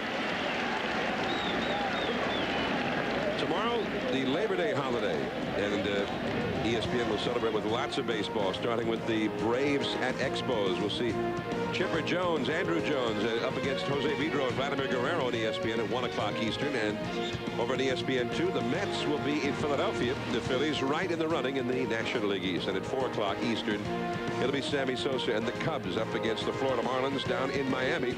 And that very interesting young Marlins ball club. Then at 9 o'clock Eastern time, the St. Louis Cardinals will be in San Diego to take on the Padres, who just won 3 in a row from Arizona. And at 10 o'clock, 7 Pacific, Cal Ripken and the Orioles will be up against Jason Giambi and the Athletics from the Oakland Coliseum. I think I might catch a plane in the morning and drive over and watch that Oakland game. Okay, maybe if you're going, I'll go. Let's go together. Since we're there, we might as well work, huh? All right. Might as well broadcast the game. What time are you going to pick me up? Tino Martinez has singled and walked against Cone. Right to the shortstop Lansing. 2 down, one of the hardest hit balls of the night for the Yankees. Well, this is the time, the 3rd time up against David Cone, where the hitters, and they know how he wants to get them out, and they're making adjustments to it. They can't make any adjustments to Messina because he's just overpowering tonight. He doesn't have any patterns. But David Cone has had definite patterns with each one of these hitters, and they know how he's gotten them out so far in the ball game. So it's now up to them to make adjustments to what he's doing to them. Here's Jorge Posada, Cone's former battery mate. Posada tonight has struck out twice. He's yet to have his first hit against Cone. Curveball bounce found out. In 1999, when David Cone pitched a perfect game against Montreal, near the end of the year, Cone handed out 14-karat gold watches to Posada and all the rest of his teammates, the coaches, and the Yankee staff members to commemorate the perfect game. All of his teammates, 25? All of them. He pitched the perfect game July 18, 1999. He was the 15th person to pitch a perfect game in the regular season at that time. Just inside with a fastball to Posada. And the interesting thing that day, as we look at Mike Messina, Don Larson, who had pitched the only perfect game in World Series history, recreated his perfect game before the game that day at Yankee Stadium. He threw out the first pitch to Yogi Berra, who had caught the perfect game in '56. That is a base hit. Past the diving Daubach. Heading for second. Posada, here comes the throw. It's offline from Bichette, who has a strong arm. And Posada with 2 down, that's what you're supposed to try and do, get to second base, and he made it. Well, as I said, every hitter knows how David Cone has gotten him out in this game. David knows what's been successful, so you go to those strengths. This ball is just ripped down the line. It takes a hop over the glove of Daubach. You also have to wonder, maybe he should have been playing protecting the line a little bit more, but he got to the ball with his dive. See, he's way off the line, as you can see. And then the late innings in a tie ball game, a lot of managers like for you to, play close to the line and not allow any doubles. If he's guarding the line, he can probably get in front of that ball and knock it down. You may not be able to pick it up and retire him, but you could maybe knock it down. But they were not guarding the line, and they paid the price.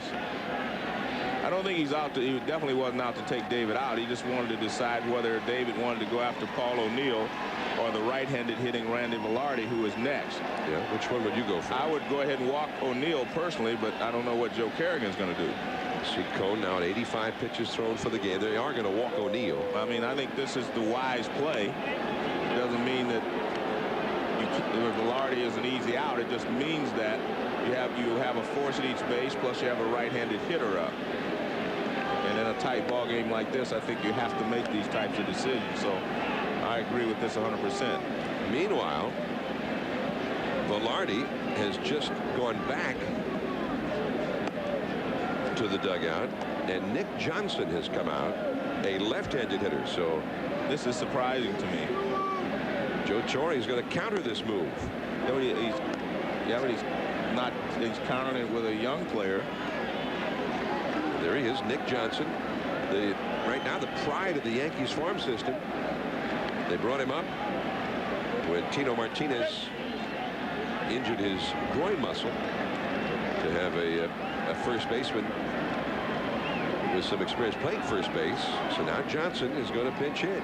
Well, maybe Joe is telling you the importance that he's placing on this game, because I think he feels like if he can win this ball game, he can put the Red Sox behind him and start worrying about something else. But I'm still surprised because Randy Velarde is a veteran hitter and he's a pretty good hitter.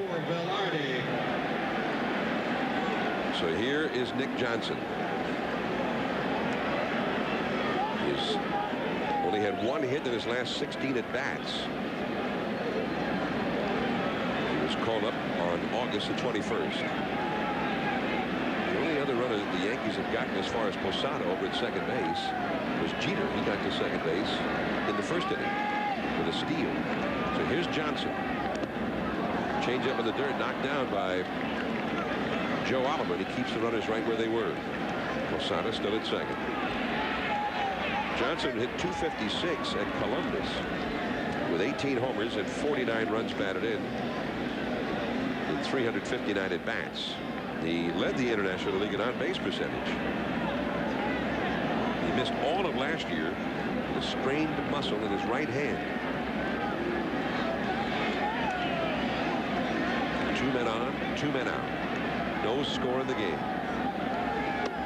Sharp curveball in there for a strike. Welcome to the big leagues, Dave. Yeah, a lot of these guys have not seen curveballs like they're seeing tonight. I know Alcantara had not seen a curveball like he saw from Messina in AAA because they just do not have them there. No score. An opportunity for the Yankees against Cone. Change up. 1 ball and 2 strikes. Let's take a look at this pitch, John. And it's either a changeup or a splitter. It's one of the two. Yeah, it might have been the splitter. Yeah, it looked like it might have been a splitter. With our dead center camera and its elevation, sometimes we don't see You can't see it. the drop of the ball. 1-2 the count. Struck him out with another splitter. So the Yankees take their best shot. David Cone gives up 1 hit and strands 2. He has shut out the Yankees through 7. Now Messina, who's been perfect to face the top of the order.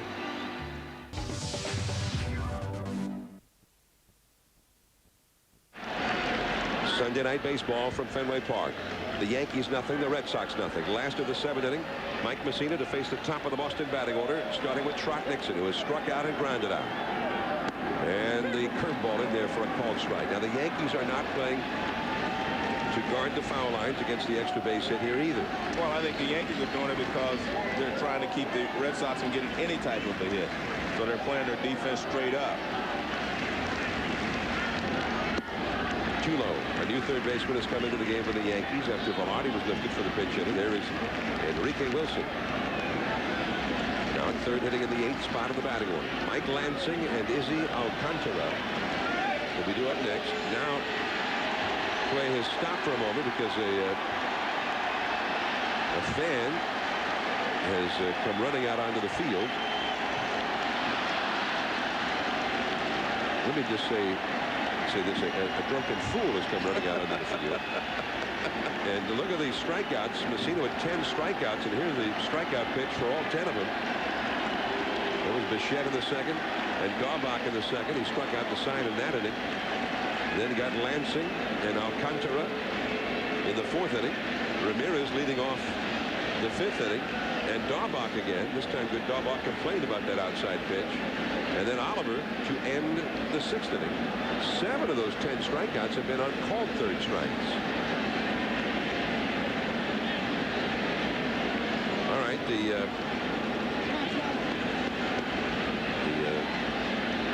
trespasser has been whisked away. There's a strike on the outside to Nixon. Well, John, I guess, you know, in our 12 years together, we haven't seen a streaker on the field anyway. Thank goodness. Well, we wouldn't have remembered it even if we had. Yes, I think I would have. 1-2 the count to Nixon. He fouls one away. I'm a little surprised. I actually thought that we would see Messina go more to the knuckle curve here in the late innings, but he still seems to have the good velocity and the movement on his fastball. So obviously he feels very comfortable with the fastball, so he's still using it. Came into the inning having thrown 72 pitches. That's a breaking ball. Easy play for Tino Martinez. Out number 1. That's 19 in a row. Retired by Messina. He's retired everybody he's faced. Number 3. Well, with 2 strikes, he throws it right on the corner. I mean, he's pinpointing that curveball right on the corner, and he gets the ground out. It's that more of the straight dropping curveball rather than the sweeper. Cone has really featured that big sweeper several times tonight. Here's Lansing. He has struck out twice. Once looking. And the curveball for a strike. Well, you want to throw the curveball that breaks away more to the right-handed hitter, so it's going away from him. You do not want the break curveball to come in so much to the left-hander, so you throw the one that goes down more.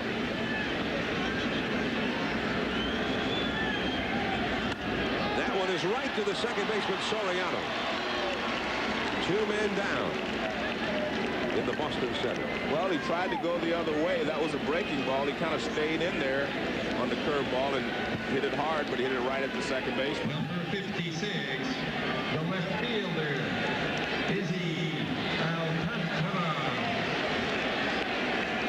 You saw that one. Good job there by Lansing to stay there, but lined it right at the shortstop. I mean, second baseman. Now Izzy Alcantara, who has lined to short and struck out looking. And he is the 21st hitter of the game against Messina. And Messina has started 17 of the 21 hitters with strikes. A first pitch strike more than 80% of the time. Izzy also with power. He could lose one over the wall.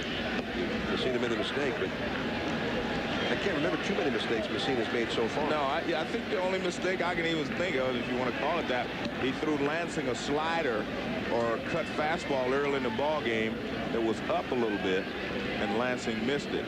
But other than that, they have not had very many pitches that they can handle. Meanwhile, David Cone has given us echoes of great games and great years past. High and tight with a changeup. 2-1 the count to Alcantara. He tied the Pawtucket Red Sox, the AAA affiliate of the Red Sox, all-time franchise record with 36 home runs this year. And when you consider some of the guys who played at Pawtucket over the years, it's some great hitters who've gone through there. Fastball. Challenged it, and Alcantara fouled it back. Well, it was supposed to be a fastball away toward the outside corner. He got it in the middle of the plate, which tells you that he still has good pop on his fastball, because that was a pitch that could have been hit.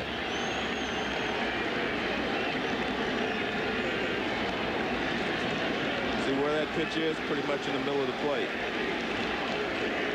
Here he comes, and he fouls it off. He came to a little different arm angle that time. 2-2 the count.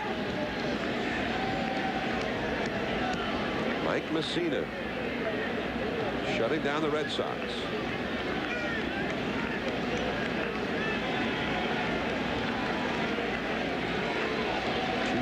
nobody on.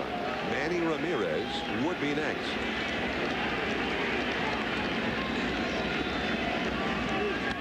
Oh, man, he got... Now, that was a jam sandwich. Well, I have to tell you, though, I like what I see from Alcantara. I mean, this guy, he has good mechanics at the plate. I mean, this ball is off the plate inside, but you know what? He's not going to take it. He just fights it off. Messina had gone away the last pitch, and he went out there and fouled it, so Messina comes back inside, and he fouls it off. I mean, that's what good hitters do. They foul off great pitches until you get a good one to hit. Curveball got him looking. Strike 3. Strikeout number 11 for Messina. And 21 in a row. Retired at Fenway Park. He has been perfect through 7. We go to the 8th inning. 0-0. ESPN Sunday Night Baseball is presented by Nextel, how business gets done. And in part by Bud Light. For the great taste that won't fill you up and never let you down, make it a Bud Light. And by RPM Tonight, for the most complete racing news and information, weeknights on ESPN2. Yankees nothing, Red Sox nothing. And into the top of the 8th inning we go at Fenway Park. Alfonso Soriano leads off against David Cone. And Cone's curveball, his 94th pitch of the game. There's a call correct. The 94 pitches include the 4 pitches on the intentional walk to Paul O'Neill. Cone, until tonight, had not thrown a pitch in the 8th inning of a game this year for Boston.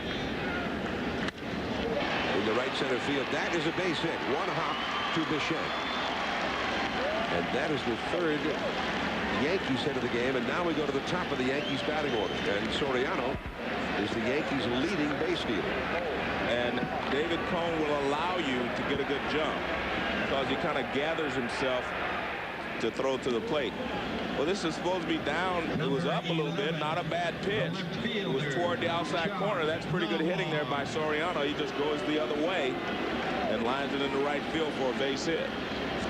And the question is, if you're Joe Torre, do you bunt Knobloch or do you try to give Soriano a chance to steal second base and then maybe bunt him to third base? Well, what would be your choice? Well, I can't, you know, if I was managing, what I would do is I'd let him steal the base, but Joe Torre knows more about his players than I do, so well, the Red Sox have been the worst in the game at keeping the other team from stealing. Back to the bag, Soriano. The Red Sox have given up 189 steals this year. They've thrown out 41. If you have a play that you're just saying, I'm going to steal the base, what you do is you give the runner a chance at first to steal it, and the batter squares around to bunt. And in doing so, he holds the catcher back. And that's how you help your base stealer get another step at first base, just by squaring around the bunt and pulling the bat back. That forces the catcher to stay back instead of coming out throwing. Chuck Knobloch has struck out, been safe on a Lansing error, and has beaten out an infield hit. Yankees have 4 hits now. For the first time tonight, the bullpen gets busy.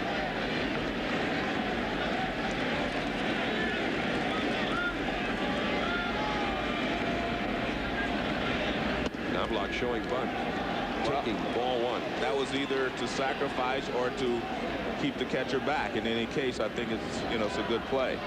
The right-hander is the veteran Derek Lowe, formerly the Red Sox closer, and the left-hander is Alan McDill, a rookie. This is a perfect pitch to do anything you want to do on. You can hit and run. You can allow him to steal.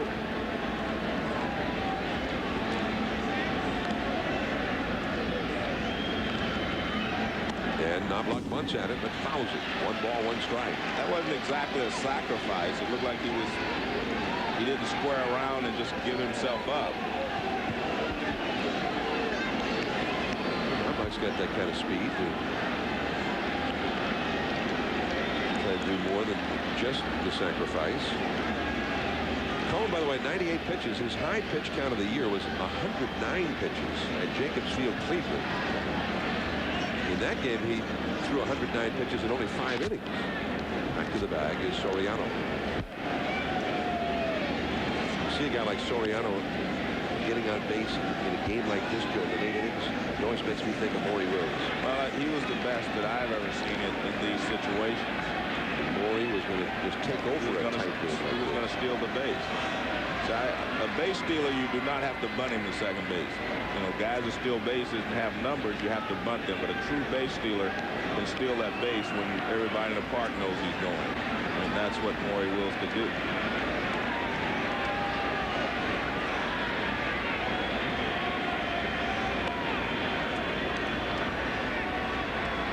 Cone holding a long time. Yeah, I mean, I was wondering if they were going to call a timeout. You can't let him just stand there and hold the ball like that if you're not blocked. But did you see what Soriano did when Cone broke from the stretch? He took off. Yeah, well, then that's the hitter's fault. You cannot let the pitcher freeze the runner at first base. So the longer he holds it there, the tighter the base runner gets. He can't get a good jump. And it's up to the hitter to step out or to call timeout and keep that from happening. The Yankees have 4 hits in this game. Cone has walked a couple have reached on errors. So they've had some base runners. The Red Sox, who've been shut out, have not had a base runner. Messina has been perfect through 7. Well, now he helped him out. He bunted at a bad ball. Well, again, it is not a square round sacrifice bunt. I mean, it's not your, you know, normally you square around. You see, he's moving. He's on the move. He was on the move with both of those pitches, and that one was, as you said, out of the strike zone. Well, what David Cone did there, remember, from holding the ball a long time, he went very quickly there. And that's what you do to try to stop the base stealer, vary your time of delivery to the plate and how long you hold the ball. See, he doesn't hold it long. They pitched out that time. Soriano wasn't running. That's just the opposite of what you should do on a pitch out. If you're going to pitch out, give him a chance to run.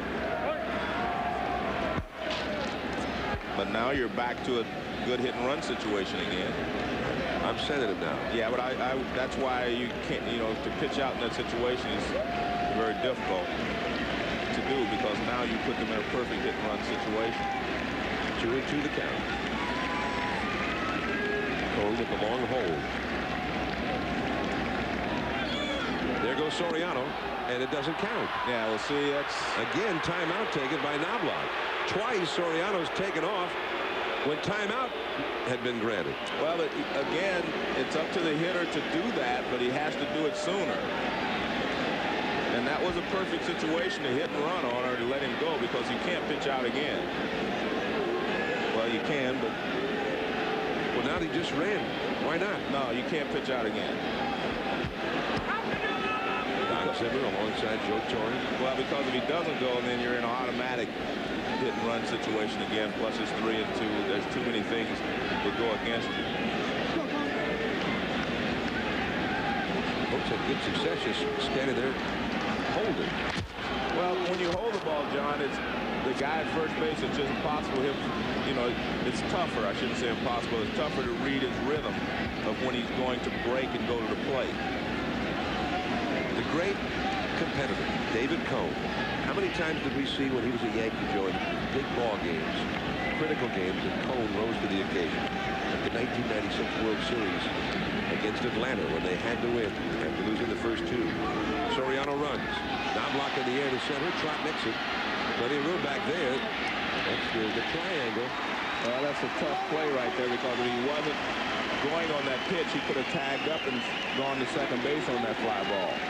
But because he was running, he wasn't going to have time to get back, tag up, and advance to second base.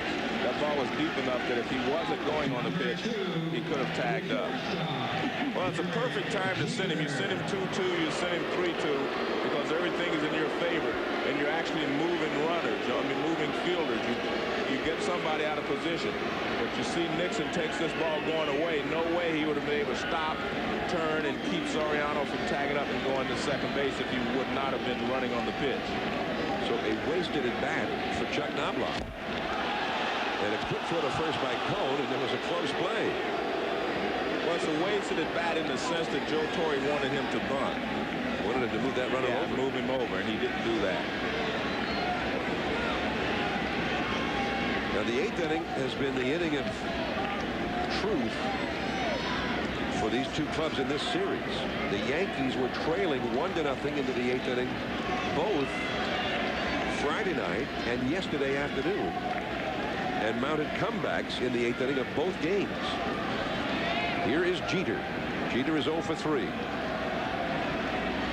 And Soriano back. Now, because Knobloch did not get him to second base, Joe, it seems like this is really a steal situation for him to just get there now. Well, John, I thought it was a steal situation from the beginning, because that's what you use your speed if you want, and Joe Torre does that quite often. You see a close play at first base, but Joe Torre uses his speed a lot.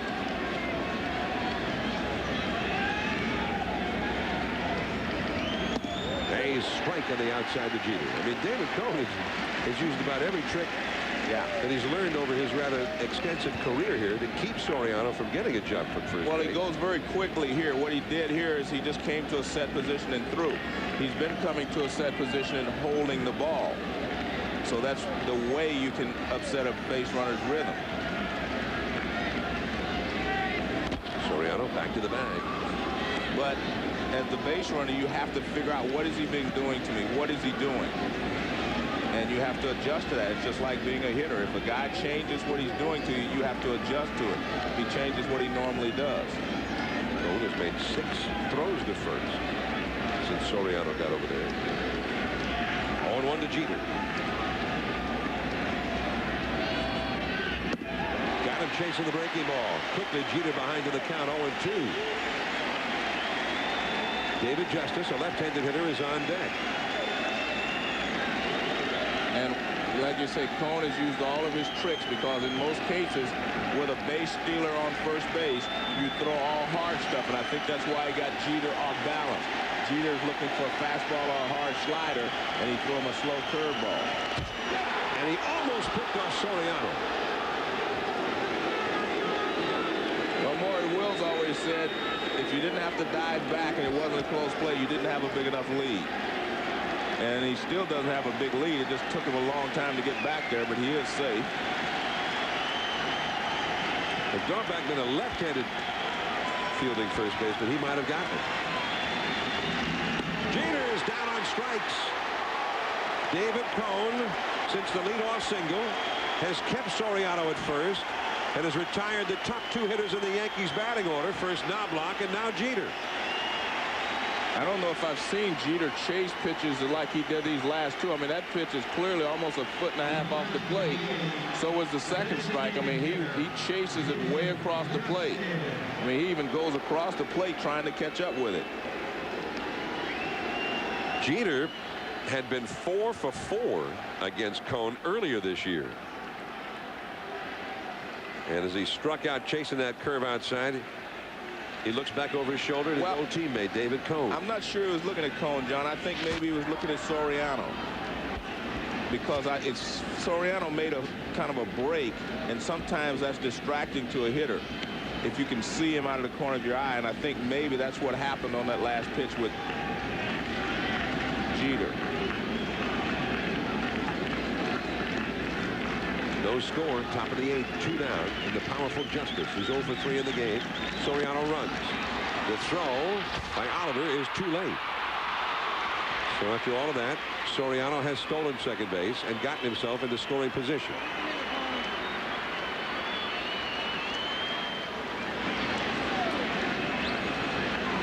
Well, he timed it perfectly there. He had a good jump. This is a good throw by Oliver, right on the money, but clearly it's late. Mike Messina, who has been so powerful tonight, a perfect 7 innings, been sitting in the dugout for a long while here with the Yankees batting. In the dirt on the changeup or maybe the splitter, knocked down nicely by Joe Oliver. 1 ball and 1 strike. this is a tough situation here because if you give in to Justice, and that doesn't mean just throw him a fastball in the middle of the plate. If you give in to him by giving him a curveball or any of your pitches that he can have a good swing at, then you're going to be in trouble because Justice is not up there trying to hit the ball out of the ballpark now. He's a smart hitter. He'll just be trying to hit a line drive someplace. 1-1 the count. Tried the curve up and away. Now, neither pitcher has given up a run in this game, but they've gone about it in much different ways. Cone with that typical determined workman-like approach, bending but not yielding. Messina has never been better. He has been perfection. Has not allowed a single Red Sox base runner. Soriano with a long lead from second. And it's too low. 3-1. Clearly, John, we've seen two different approaches to pitching. We've seen David Cone be more of a pitcher. We've seen Messina just overpower the Red Sox with basically two pitches, his fastball and his curveball. We've seen Cone use a variety of pitches, changing speeds, although Messina has changed speeds as well, but he's still overpowering. This is a tough pitch for David Cone to have to throw right here. And it's too low. Well, I think he decided, and probably a good idea. He knows Bernie Williams and he knows David Justice. And I have to tell you, if I was in that situation, I definitely wouldn't have given David Justice a pitch that was close to the plate for him to handle. Well, John Cumberland has been sent out to the mound by Joe Carrigan. And they'll talk it over here with Bernie Williams, the switch hitter coming up. Bernie 0 for 3 in the game, has grounded to second, fly deep to center, and grounded to first. Well, John, with what has happened the first two games of this series with the starters, I don't see how you can take David Cone out. He's going to have to be behind in the ball game before they take him out.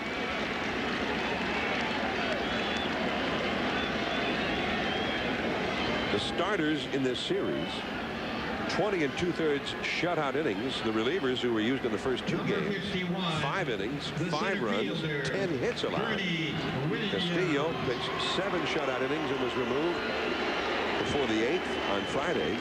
Pedro, still coming back from his long spell on the disabled list, went 6 innings, shutting out the Yankees yesterday before they went to the bullpen. All right, we'll find out here what David Cone thinks is Bernie Williams' weakness. Bernie hit a home run in the 9th inning yesterday. Curveball. 1 ball and no strikes. He will tell you by the way that he approaches him what he thinks he has to do to get Bernie out.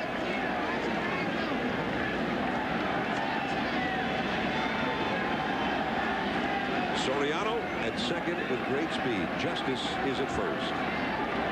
Soriano, the possible go-ahead run here for the Yankees. And Bernie Williams, the Yankees' best hitter, trying to bring him home. 2 down, 8th inning. Center field, Nixon going back. All the way back to the wall, jumps up and makes the catch. David Cone with another gritty, sensational performance, keeping the Red Sox breathing against the Yankees, the team for which he did this very thing so many times. Now Messina back to the hill. Let the World Cup qualifiers roll on Orbit ESPN. Live Tuesday at 11:55 p.m. Chile and Venezuela play for pride. The qualification is out of their hands, but nobody wants to be the last of their class. Then at 1:55 a.m., all aboard for Peru and Uruguay. Peru will try to catch the last train to Japan. Uruguay are rushing as well. Who's going to get that ticket?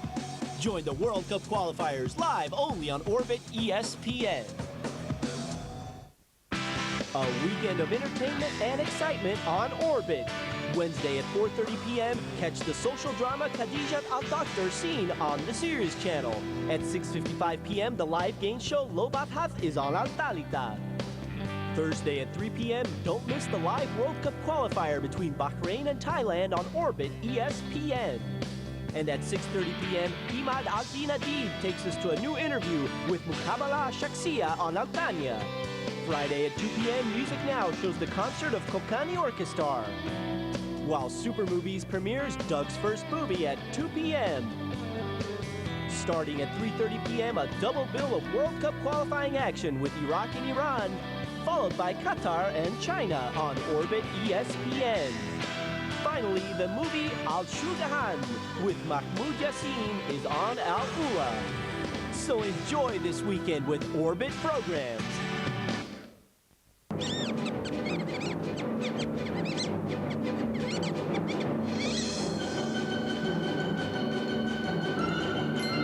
Coming soon on the Hollywood Channel, it's Pure Oxygen, so tune in. Orbit, the evolution continues. For more information, please call one of these numbers.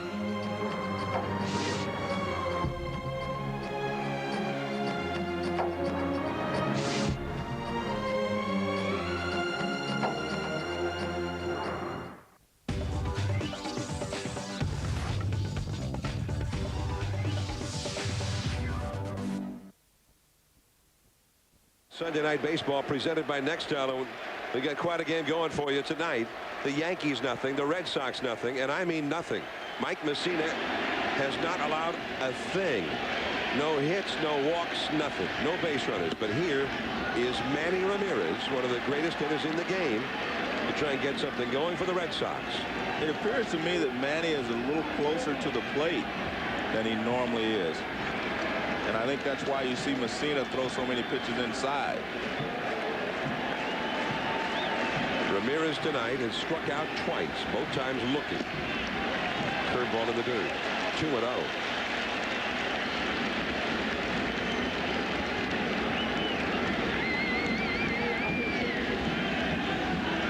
Messina carried a no-hitter into the 8th inning a couple of different times previously. In his game against Cleveland, May 30th, 1997, he had a no-hitter into the 9th inning of that game, and a big cut by Ramirez and a foul. He gave up a single with 1 out in the 9th to Sandy Alomar. After retiring the first 25 hitters, he had been perfect up until 1 out in the 9th inning. That was at Camden Yards. Then he struck out the last 2 hitters and finished up with a 1-hitter in that game. He had a no-hitter through 7 innings. At Milwaukee later that year, Jose Valentin hit a single to start the 8th inning against him in that one. Tonight he's gone to a 3-ball count only 1 time. He is 2-1 here to Manny Ramirez. And his second 3-ball count. Now he's got more to worry about than just the perfect game. Well, because his club is in a 0-0 tie. I have to tell you, John, I know it may sound a little strange, but I don't think he has anything else to worry about. If you're Joe Torre and you're his teammates, you say don't worry about anything else. I mean, that's the way I feel at this point. You say, if just you go for it. I mean, he's earned the right, in my opinion, to go for it. He's pitched well for this team. They're 8 games up. Now, if this was the last day of the season, we're in a tie pennant race, I would agree with you. But I think all of his teammates right now are saying, you go for it. Enrique Wilson over at third base, guarding the foul line. 8th inning of a tie game. Mike Messina with a 3-2 count to the dangerous Ramirez. Popped it off the fists. Jeter is back into shallow center. 1 away. A great pitch to a great hitter. And Ramirez is the 22nd consecutive hitter retired by Messina. And again, I just think that Manny would look like he's been pretty vulnerable to the pitch inside all night because he's pretty close to the plate. This pitch is off the plate. You can see that. I mean, it's way inside. But Manny, because he's as close as he tries to get to it, he can't get to it.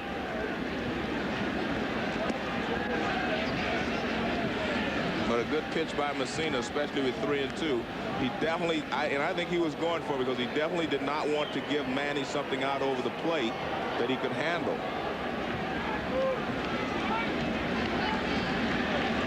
Dante Bichette has struck out and grounded out to third.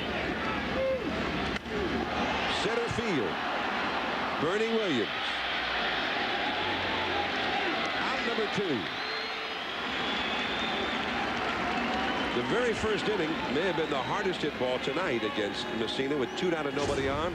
The rookie Alcantara hit this one. And right to Jeter.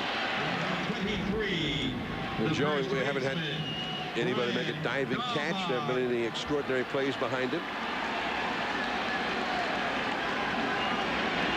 2 down. Here is Daubach, who's been called out on strikes twice. Messina had only 93 pitches thrown for the game. Daubach, another guy who could lose one. He got 18 home runs. When Cone pitched his perfect game in 1999, he threw only 88 pitches against the Expos. Daubach fouling one back. But I would hesitate to think that he wouldn't have struck out as many as Messina has. Messina has 10 strikeouts. That causes you to 11 strikeouts causes you to throw more pitches than you would if you're just mowing guys down 1, 2, 3 with ground balls and pop-ups. 2 down, nobody on. 0-2 the count to Daubach. He has been called out on strikes on that outside pitch. The last time he argued about it. He thought it was too far outside.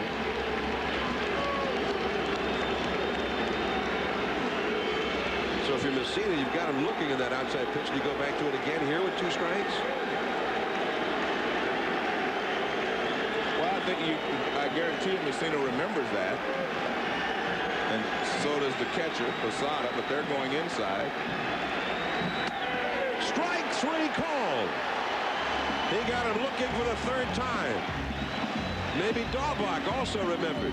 And this time, they went to a different spot. That's 12 strikeouts from Messina. He has retired 24 in a row. We're going to the 9th, and the Red Sox don't have a hit. Presented by authority, the Commissioner of Baseball may not be reproduced or retransmitted in any form, and the accounts and descriptions of this game may not be disseminated without express written consent. And don't forget, for the most extensive coverage of Major League Baseball, log on to MLB.com. Major League Baseball. Connect with it.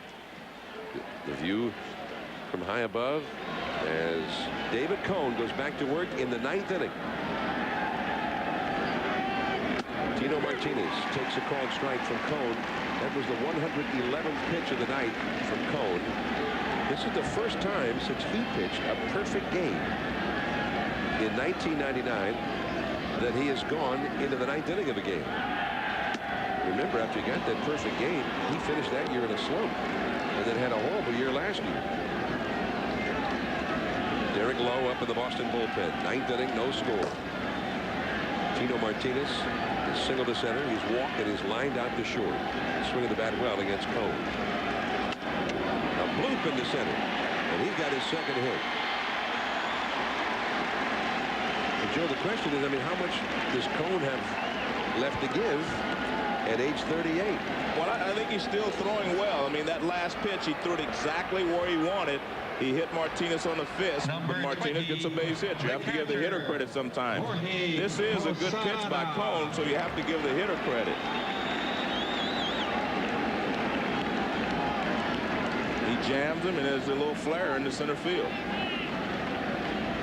And Tino does not present the kind of problems that Alfonso Soriano presented when he led off in the 8th inning of the single. Tino is not a base stealer. Jorge Posada. He's the one who hit the 2-run homer in the 8th inning Friday when Boston was leading 1-0 in the 8th inning. And I think that was a check by Cone to see if Posada was going to be bunting. He wasn't afraid that Martinez would be running, although Joe Torre has a choice of putting Martinez in motion and letting Posada hit. I don't think you'll bunt when you're at the bottom of the order like this. If he bunts, they're going to walk Paul O'Neill, and then you're going to have Enrique Wilson up there. It's a ball outside. 1 ball and no strikes to Posada. But I think what you can do is get into a hit-and-run situation here and put the runner in motion. And if Posada doesn't get a hit, you still can advance the runner a base. Posada has struck out twice tonight, and then he got his first hit against Cone, a double past first base in the 7th inning. Curveball popped up. Coming in from left field, Alcantara. And that That is out number 1. Another good pitch by Cone. He missed with the first pitch, so if you're Posada, you're looking for something hard and maybe that you can pull in the hole. And he fooled him with a high breaking ball. It's a high breaking ball. It's a strike. And Posada goes after it. A little surprised that he swung at that, but he did. And Cone gets another out. David Cone has given up 5 hits, no runs. Great performance, his best as a member of the Red Sox, his best, probably his best since his perfect game 2 years ago, July the 18th of '99. Martinez back to the bag. O'Neill's a lot tougher hitter in this situation with that hole on the right side. It takes away some of the things that David Cone can do to him because he doesn't want him to hit the hole. Back goes in with a curve and misses. 1 ball and no strikes. And if he hits the ball in the hole over there, Martinez could possibly go to third and he end up with runners at first and third. And O'Neill takes advantage of that hole very well, so he's going to have to try to keep him from pulling the ball in that hole, in the hole on between first and second. Mike Messina in the dugout, and he has been perfection itself tonight for 8 innings. Well, you said you thought he was still throwing pretty well, and he proved it right there. Yeah, well, he was at, that's 89 miles an hour. He threw a fastball to Tino at 89 miles an hour, so he still has a good fastball. I'm sure he's reaching back a little bit to get it. It's not as easy as it was in the first inning, but we're also in the 9th inning, and sometimes you have to reach back a little bit more. Mike Messina at age 32. The Yankees knew when they got him that he was already one of the premier pitchers at the height of his game. And it goes through. Merlone could not handle it. A possible double play ball to end the inning. Instead, it could be a critical mistake, perhaps a fatal mistake. O'Neill is aboard, Martinez over to third. Well, Cone did what he wanted to do. He did not let O'Neill pull the ball in the hole. And this is one of the shortcomings of the Red Sox, their defense. I mean, overall, their defense is not a good defense. This ball is hit sharply. This ball is hit hard now. Make no mistake about it. He can't get in front of it, or he tried, looked like he tried to get in front of it. Since he couldn't get in front of it, he probably would have been better off trying to backhand it. But he tried to catch it with the glove facing, and there was no way he could catch the ball in that situation. Well, here comes Joe Kerrigan. Well, they have to.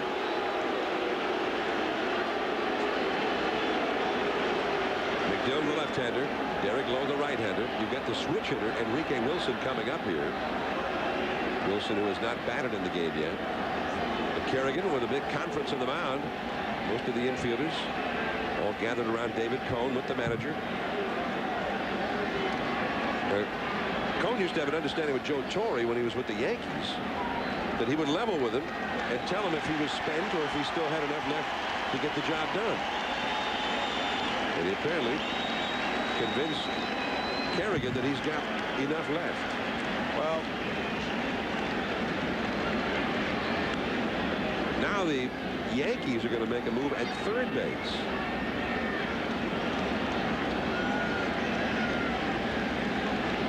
Clayton Bellinger is the pinch runner at third base for Tino Martinez.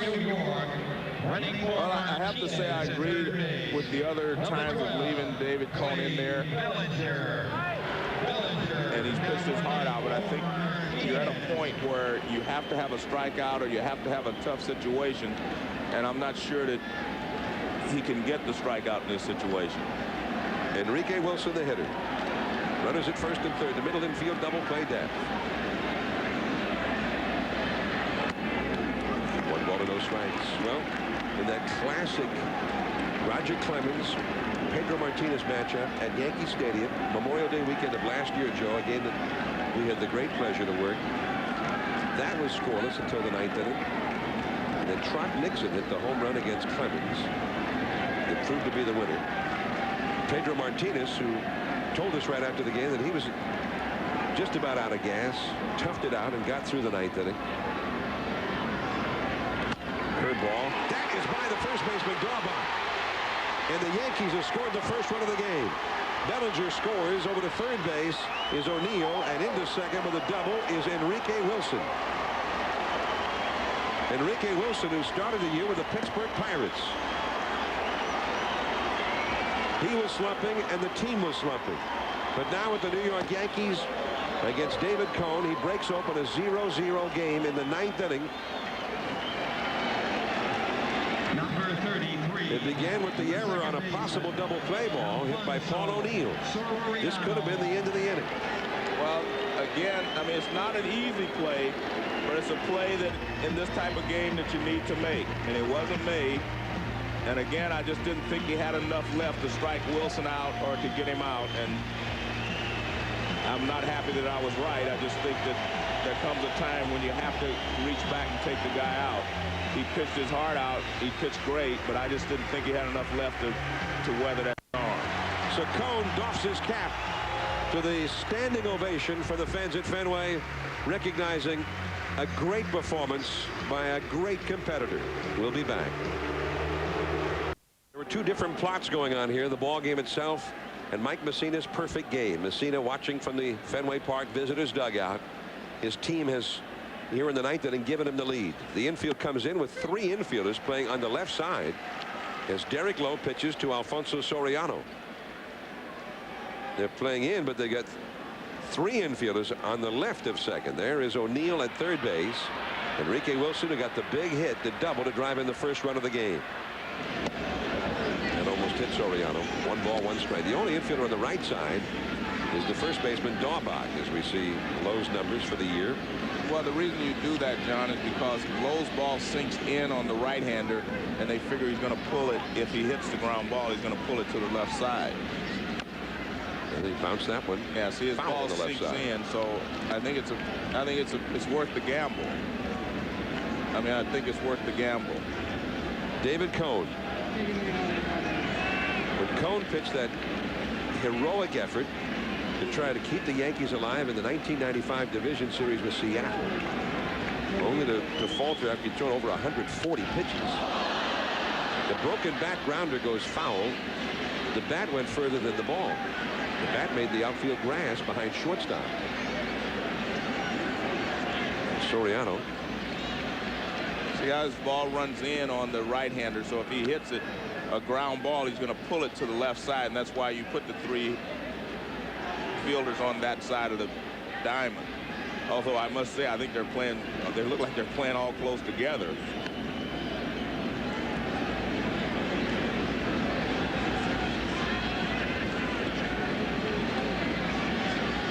See how close these two are. You maybe be a little bit up the middle because they're actually covering the same territory right there. But I like the idea of what he's doing. 1-2 the count. 1 run already in. He struck him out. And that's what he needed right there. Well, it's good pitching by Lowe, because if he would have hit a ground ball, if he's going to hit it to the left side, he's hitting to the teeth of the defense, so to speak, because everything's running in on Soriano. If he hits it, he has to pull it. So that was good pitching there by Lowe. Now Lowe to face Chuck Knobloch, who is 1 for 4 in the game. A big error, and you hate to see that in a game like this, for the game to turn on a mistake. Knobloch fouls it off, and it is 0-1. One of the most underrated things, I think, in the game today, with all the home runs and all the scoring and everything that's done, is defense overall. I think you make mistakes sometimes, and it costs your team 2 or 3 runs. I mean, in the past, you might make a mistake, cost you 1 run, but now you open the floodgates, it seems, when you give a team an extra out. A ball had come out of the stands onto the field, so Derek Lowe went over to retrieve it near the first baseline. Timeout was taken. Runners at second and third. Lowe in a critical spot here just to keep his club still with hopes in this game, and by extension this season. 0-1 the count. And 1 ball, 1 strike. You know, David Cone when he gave it up in that playoff game in '95, and subsequently the Yankees lost the game, the Mariners moved on, the Yankees went home, and Cone was so upset with what he perceived as mistakes that he had made that he became a hermit in his apartment in Manhattan. You couldn't see him. He wouldn't go out in the streets. He just holed up in there. Breaking for the plate with the 2 down. There's no need, and the throw to first is in time.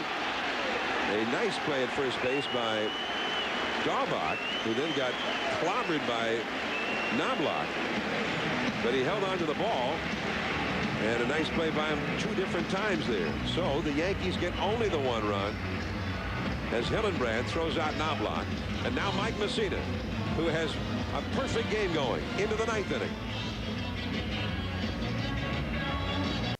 Sports Center after the game, you won't believe it. Randy Johnson flirting with the single-game strikeout record for the 3rd time this season. Our Sunday conversations with Johnson's teammate Curt Schilling, and we'll have the look at the new man quarterbacking the Super Bowl champs. Now back to the game. 1-0. The Yankees have gone ahead.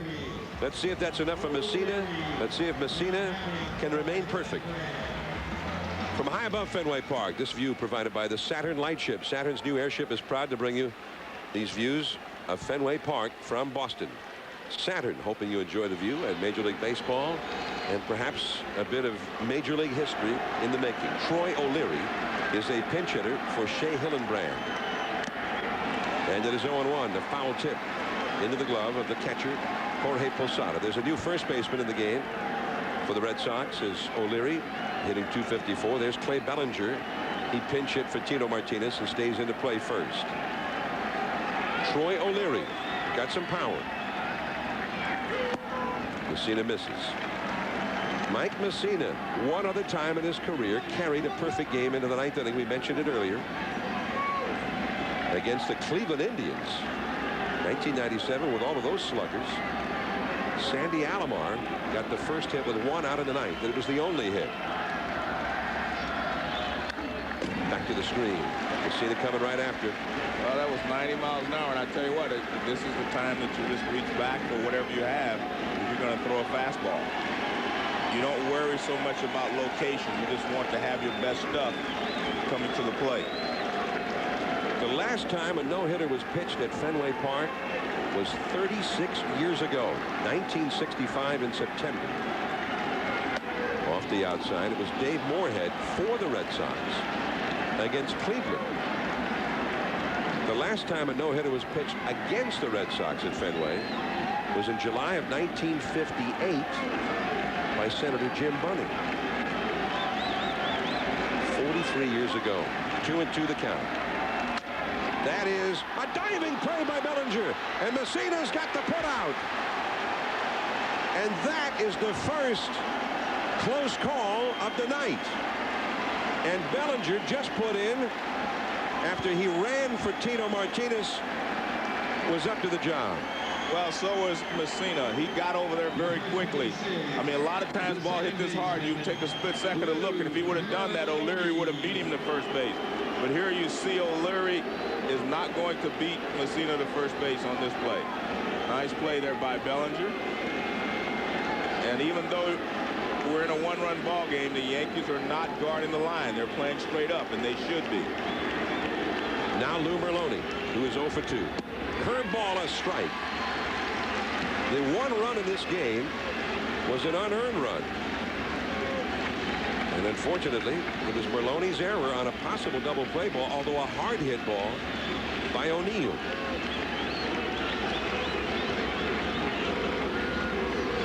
High and tight with a fastball, 1 ball and 1 strike. So Merloni given a chance here to make something happen after his error. Roger Clemens looking on.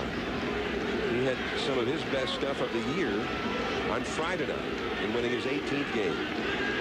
1 out, 9th inning. And now 2 strikes to Merloni. The last 2 perfect games in the majors were both pitched by the Yankees. David Cone had the last one in July of '99, and David Wells in May of '98. Both of those were at Yankee Stadium. Carl Everett has come out on deck. 1 out. The 1-2 pitch. Struck him out with a curveball. The tag out by Posada, who picked it out of the dirt. And Messina, with his 13th strikeout, has retired 26 in a row. And David Cone, who was there just 2 years ago in the Yankee pinstripes, looks on. Now batting for Oliver, number 2, Carl Everett. And the Yankee reaction.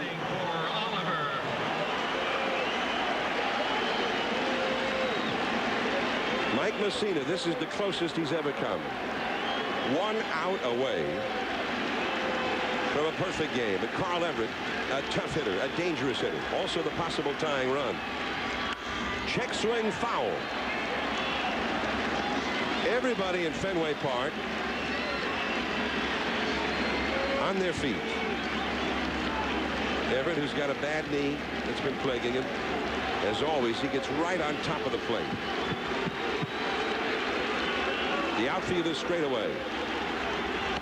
He chased the high fastball. And now Messina is just 1 strike away.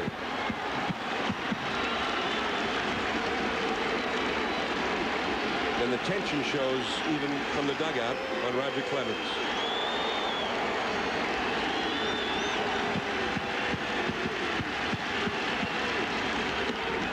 He checked his swing that time. He came right back with the same pitch.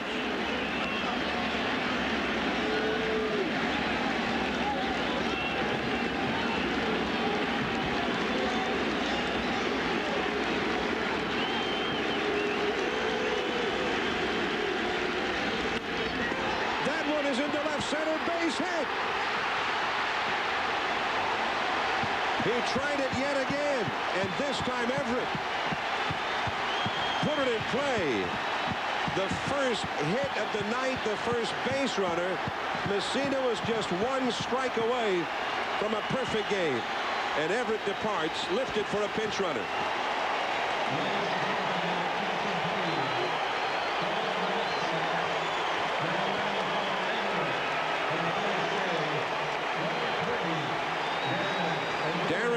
Is the pinch runner, representing the possible tying run.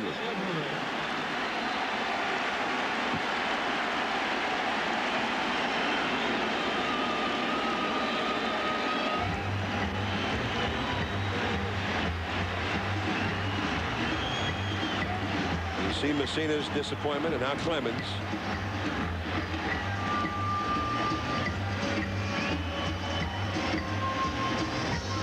Carl Everett, he had a different reaction.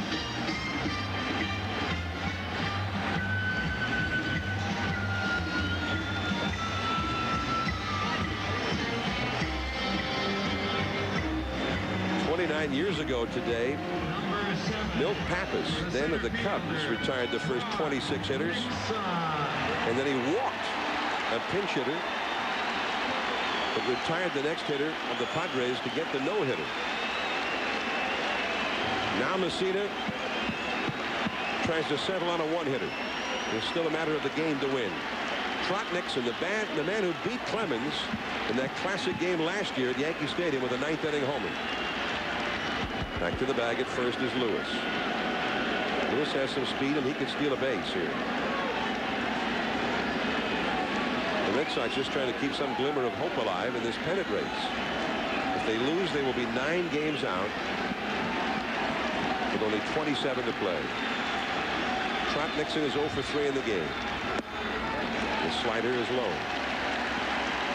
Nixon has 1 hit in 25 career at-bats against Messina.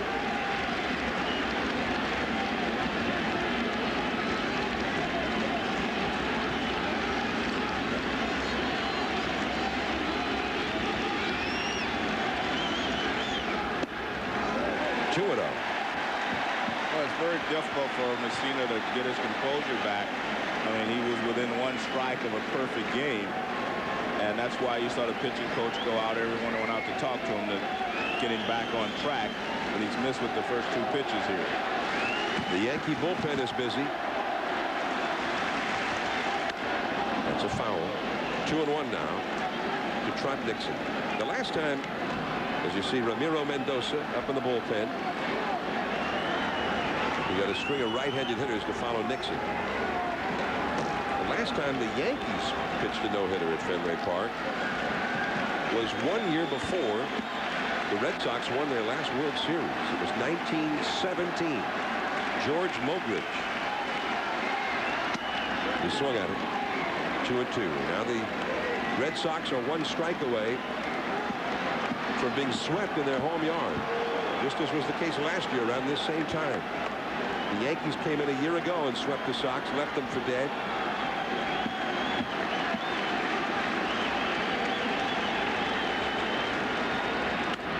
And Nixon fouls it off again. Well, I think it's always easy to look back, and I'm sure Messina will play that pitch over and over in his mind, you know, because he felt like if he went up the ladder, he could get Everett, but the ball wasn't high enough. It was in the strike zone. And I guess he'll wonder in his mind whether he should have tried to bounce a curveball with 2 strikes. Those are the things you think about after the game. Tried a curve there. 3-2 to count. He had only gone to 3 balls and a hitter 2 other times tonight. So now the possible tying run. Lewis at first base. Darren Lewis will take off. So on a tweener, he would likely score. The runner goes, and the curve is punched foul into the seats off to the left. Mike Messina, 32 years old, from the small town of Montoursville, Pennsylvania, near Williamsport, where the Little League World Series was played. He coaches at the high school in the off-season. His first year in the big city with the Yankees, after spending his entire career in Baltimore, and for the second time coming up just a bit short with a bid for a perfect game. Now trying to win the game at least. The runner goes. The ball is bounced to Soriano, and a bad throw, but Bellinger with the tag, and the game is over. So Bellinger bails the Yankees out twice in the inning, saving the perfect game and then saving the win. And Mike Messina wins his 14th of the year. Roger Clemens, one of the first out of the dugout, as the receiving line congratulates the Moose, Mike Messina. And he was 1 out away from history at Fenway Park. Well, obviously you can't get any closer than that. And, you know, he'll again replay that pitch in his mind over and over. It's a high fastball, and it catches the top of the strike zone. I think this pitch was supposed to be higher. You could see Posada was set up in a different situation, and the pitch just wasn't high enough and out of the strike zone. And you see Soriano throws high to first base. Nice play by Bellinger as he reaches and tags Nixon trying to come by. Clay Bellinger, his first game this year at first base. He saved the perfect game, but then finally saved the win. The Yankees win it over David Cone on an unearned run. A bitter disappointment for Cone, but a proud night nonetheless for him. And for Mike Messina, as Joe said, perhaps thoughts of what might have been. The Yankees win it. They're 9 games up. John Miller for Joe Morgan from Fenway Park. Good night.